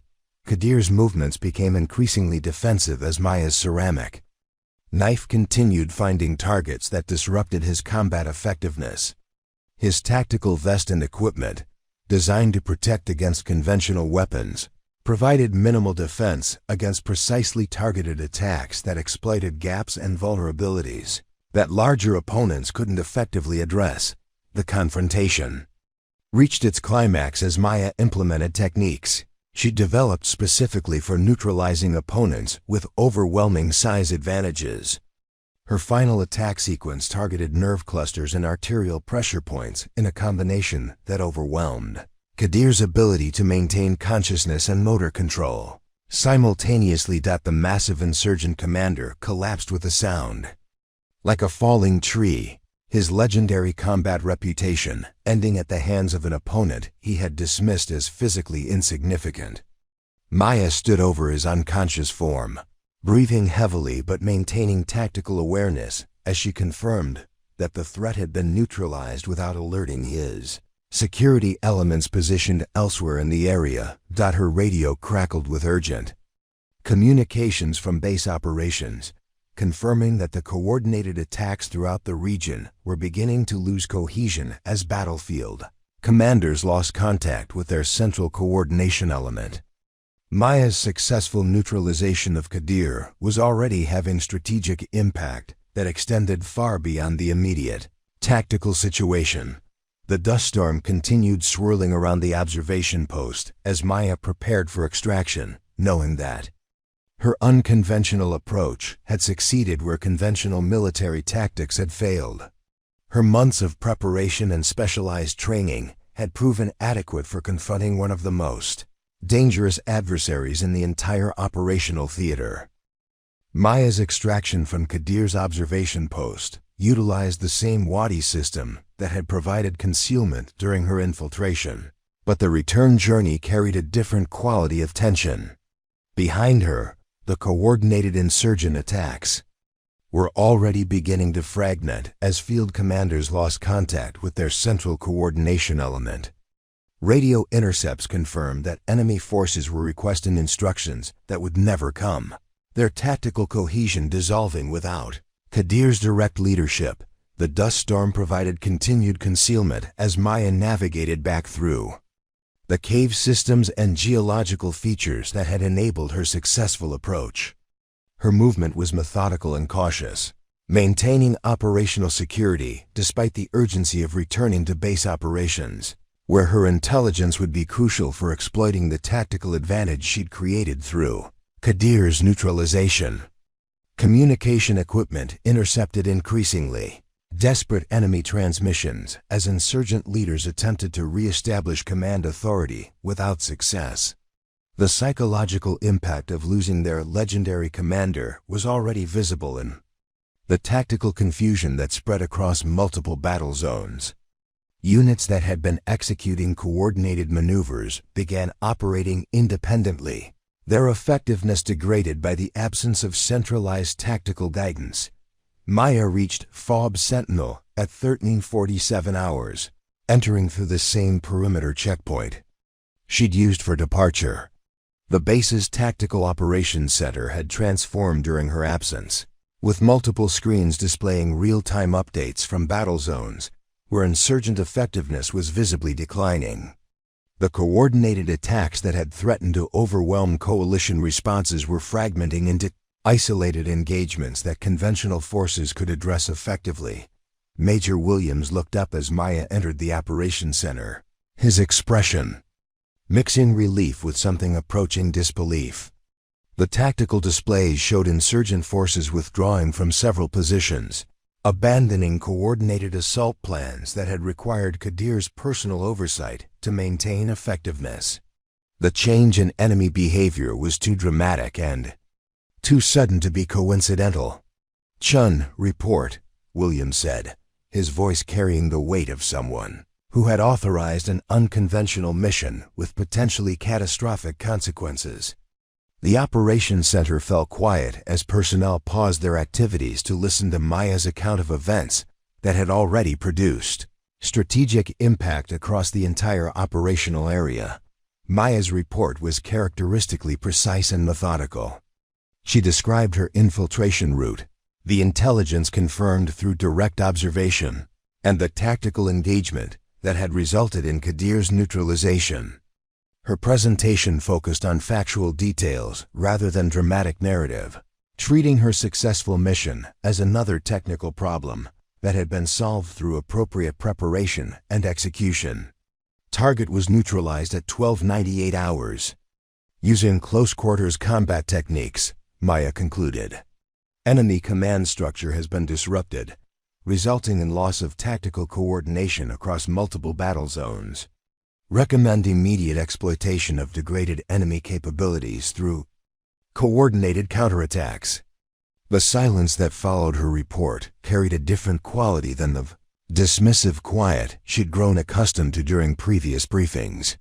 Personnel throughout the operations center processed the reality that their communications specialist had successfully accomplished a mission that conventional forces couldn't have attempted, neutralizing a high-value target whose elimination was already producing strategic benefits.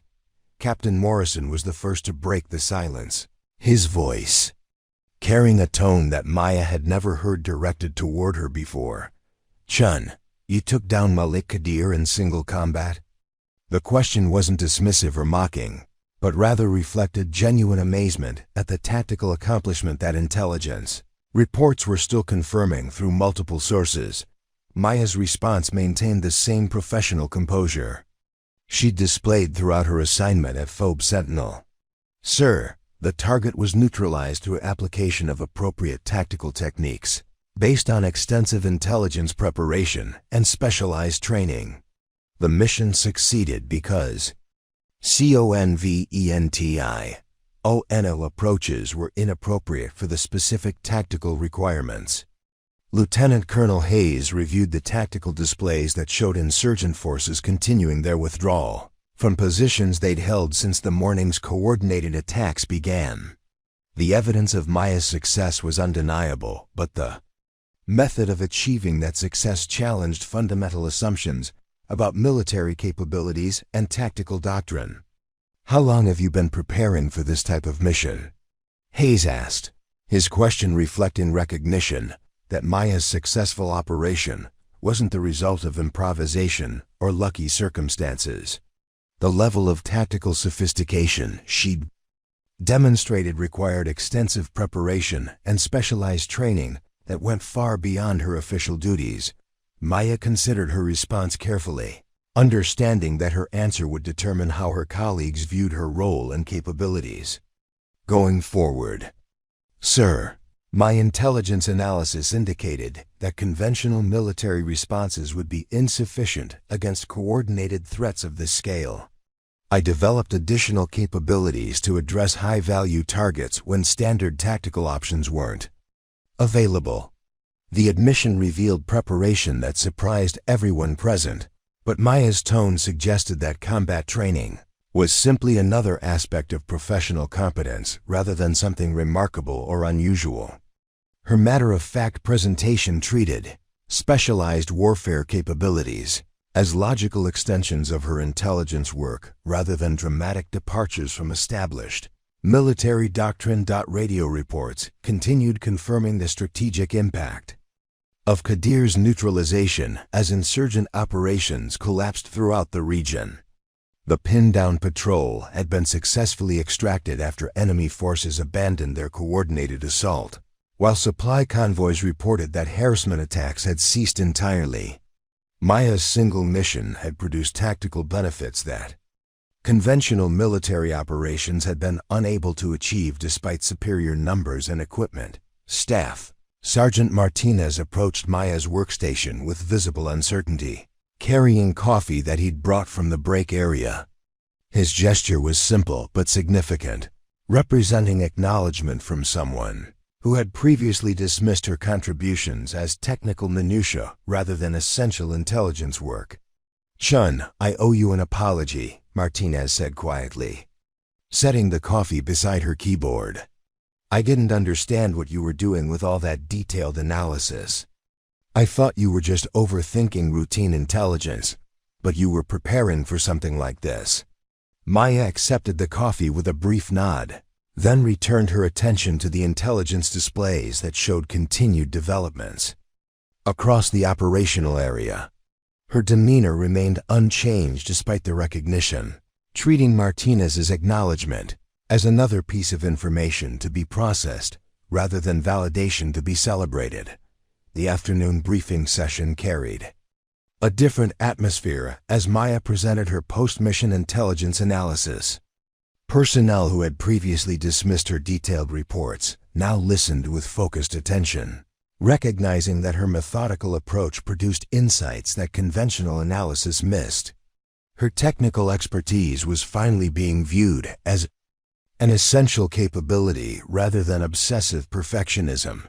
Maya's analysis revealed that Qadeer's neutralization had disrupted insurgent operations beyond the immediate tactical area.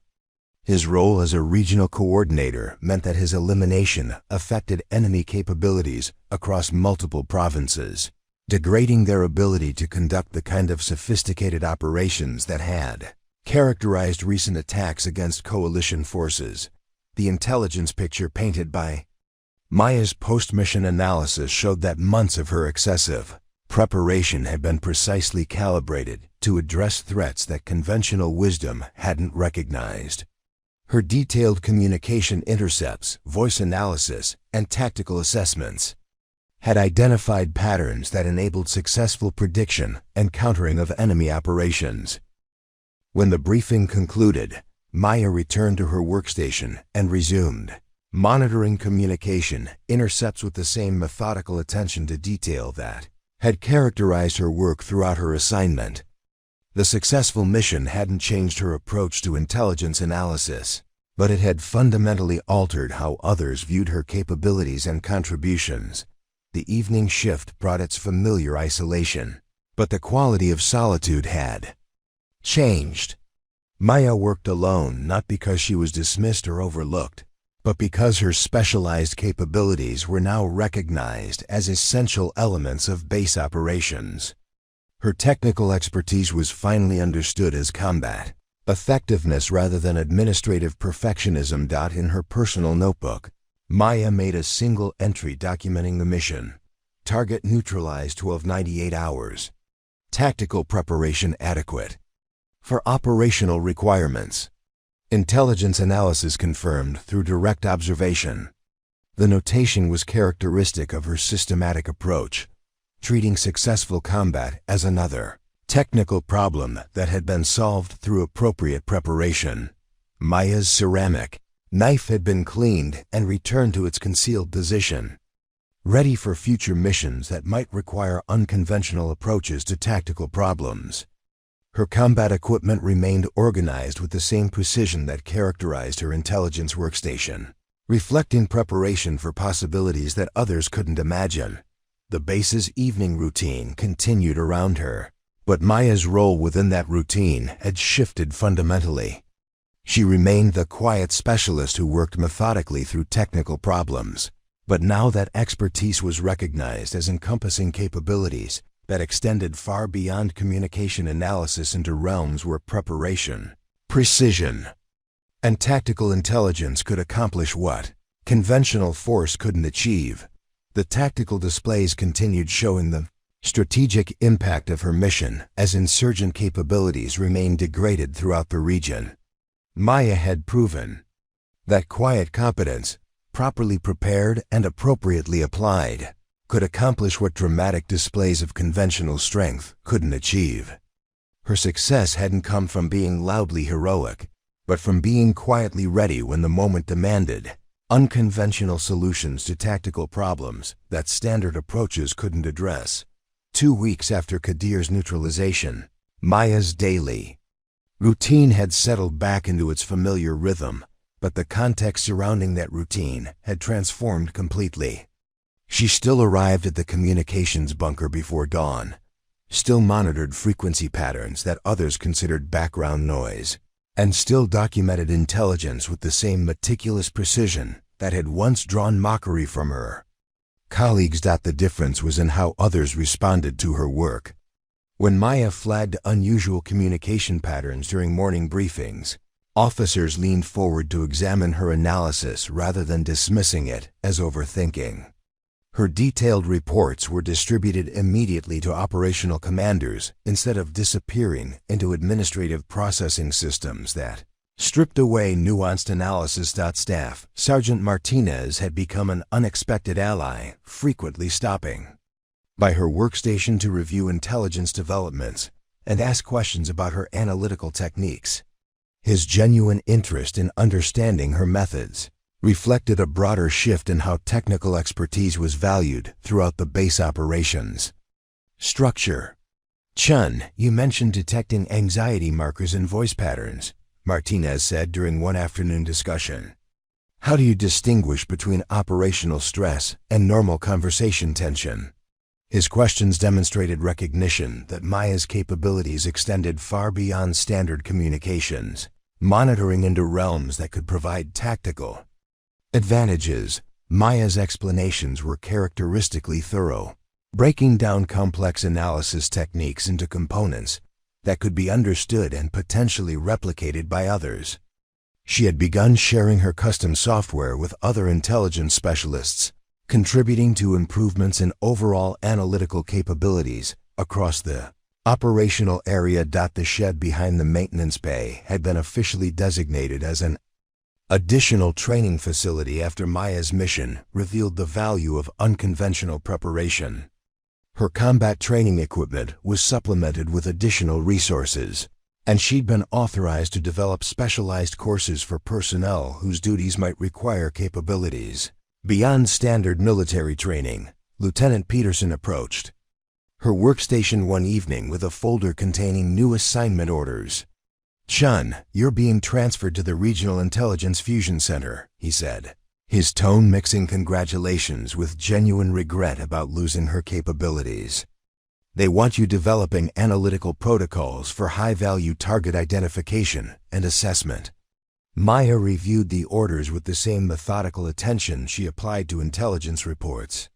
The new assignment would utilize her specialized skills at a level where her technical expertise could produce strategic impact across multiple operational areas.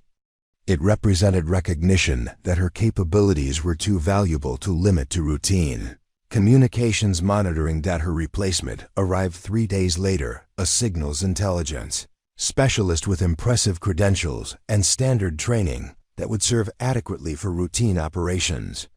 But during the briefing process, Maya's comprehensive databases and analytical techniques revealed the extent to which her personal systems had exceeded official capabilities.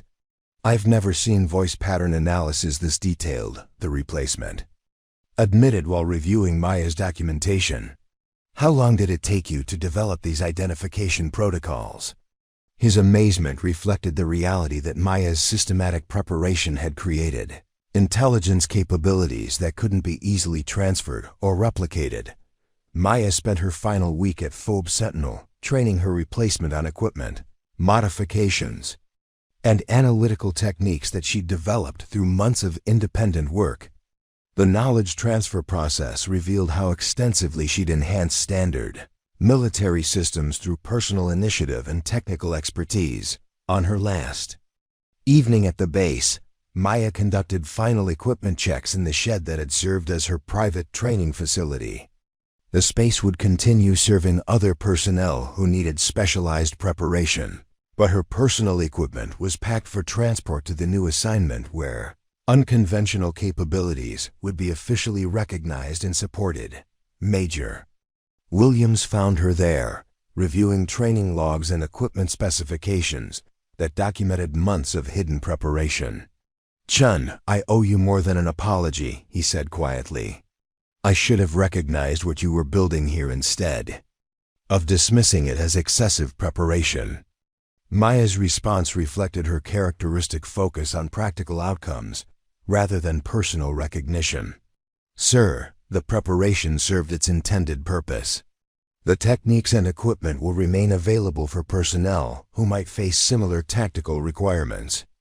Her tone suggested that official acknowledgement was less important than ensuring that useful capabilities continued serving operational needs.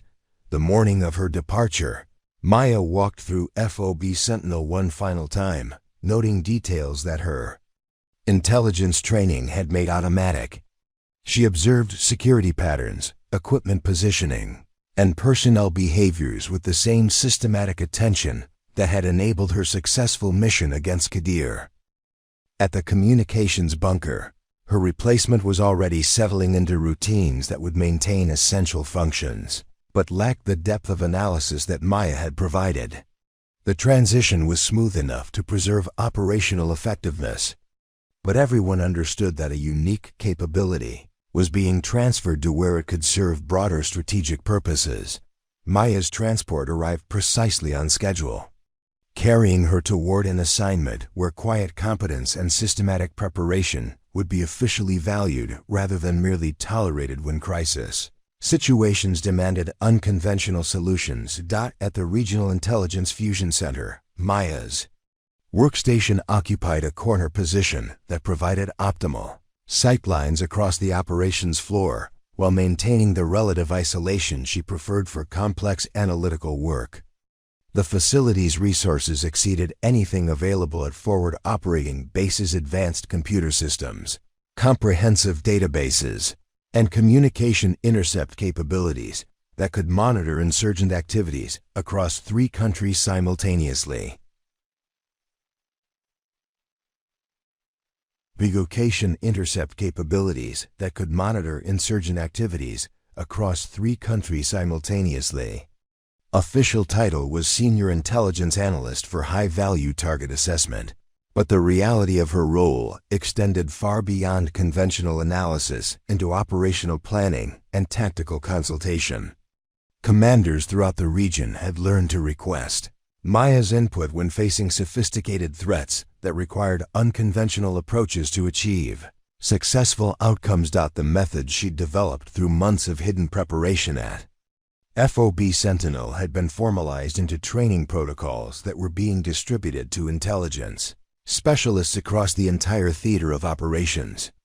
Her voice analysis techniques, communication pattern recognition software, and tactical assessment procedures had become standard tools for identifying and countering advanced insurgent operations. Maya's personal database of insurgent leaders, operational patterns, and tactical signatures had been integrated into the Fusion Center's primary intelligence system, dramatically improving threat identification capabilities throughout the operational area. Her systematic approach to intelligence gathering had created institutional knowledge that would continue serving military operations long after her individual deployment ended. The shed training facility concept had been replicated at 17 different installations, providing specialized preparation capabilities for personnel whose duties might require skills beyond standard military training. Maya's equipment modifications and training techniques had been codified into official doctrine, ensuring that future soldiers would have access to the capabilities she'd developed through personal initiative. Colonel Richardson, the Fusion Center's commanding officer, frequently consulted with Maya on operational plans that required detailed understanding of insurgent capabilities and behavioral patterns. Her reputation for accurate threat assessment had spread throughout the command structure, making her insights essential components of strategic planning processes. Chen, we're seeing communication patterns similar to what you identified before. The Qadeer operation, Richardson said during one morning briefing. Your assessment indicates another coordinated attack is being planned. What's your confidence level on the timeline and target selection? Maya's analysis drew from intelligence streams that she monitored continuously, applying pattern recognition techniques that had been refined through months of successful application. Her response included detailed threat assessment and tactical recommendations that reflected the same methodical approach that had enabled her original success. 3 months after her transfer, Maya received notification that she'd been selected for promotion to warrant officer, a recognition of technical expertise that acknowledged her specialized capabilities as essential military assets. The promotion ceremony was characteristically understated, reflecting Maya's preference for professional accomplishment over public recognition. Her living quarters at the Fusion Center included space for maintaining the physical training regimen that had proven crucial during her confrontation with Qadeer.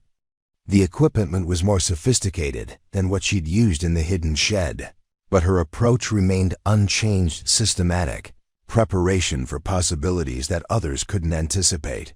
Maya's influence extended beyond individual operations into broader military thinking about the relationship between intelligence analysis and tactical capabilities. Her success had demonstrated that technical expertise, properly developed and applied, could accomplish objectives that conventional force couldn't achieve through standard approaches. Letters arrived periodically from personnel at FOB Sentinel, updating her on developments and expressing gratitude for capabilities that continued serving operational needs. Staff Sergeant Martinez had become proficient with the analytical software she'd left behind, while her replacement had successfully expanded several of her monitoring techniques. During evening hours, Maya continued developing new analytical methods and tactical approaches, maintaining the preparation mindset that had enabled her success against seemingly impossible odds. Her personal notebooks documented innovations in intelligence gathering and threat assessment that would eventually contribute to broader military capabilities. The recognition she'd received wasn't measured in ceremonies or public acknowledgement, but in the practical reality that her methods had become essential components of military operations throughout the region.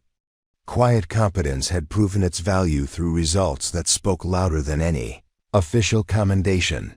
Maya's story had spread informally through military networks, becoming a case study in how systematic preparation and technical expertise could overcome conventional limitations. Her example inspired other specialists to develop capabilities beyond their official duties, creating a broader culture of preparedness and innovation. At her workstation, surrounded by the advanced technology that enabled her continued contribution to military operations. Maya monitored communication intercepts with the same methodical attention that had characterized her work from the beginning. Her success hadn't changed her approach, but it had validated the value of being quietly ready when circumstances demanded unconventional solutions. The intelligence analyst who had once been dismissed as too small and too focused on details had become proof that preparation, precision, and persistent competence could accomplish what dramatic displays of strength couldn't achieve. Maya Chen remained ready for whatever challenges might require her unique combination of analytical insight and tactical capability. Years later, when new intelligence analysts arrived at the fusion center, they would find Maya's photograph displayed quietly in the training facility, not as a monument to heroism, but as a reminder that preparation matters more than appearance, that expertise transcends physical limitations, and that the most dangerous opponents are often the ones nobody sees coming. Maya continued her work with the same methodical precision that had defined her career, monitoring threats and developing capabilities that kept others safe. She never spoke about the night she faced down a 7-foot enemy commander, never boasted about proving her doubters wrong. That wasn't her way. But sometimes when new recruits complained about being overlooked or underestimated, their instructors would mention the communications specialist who had been mocked as too small, too quiet, too focused on details.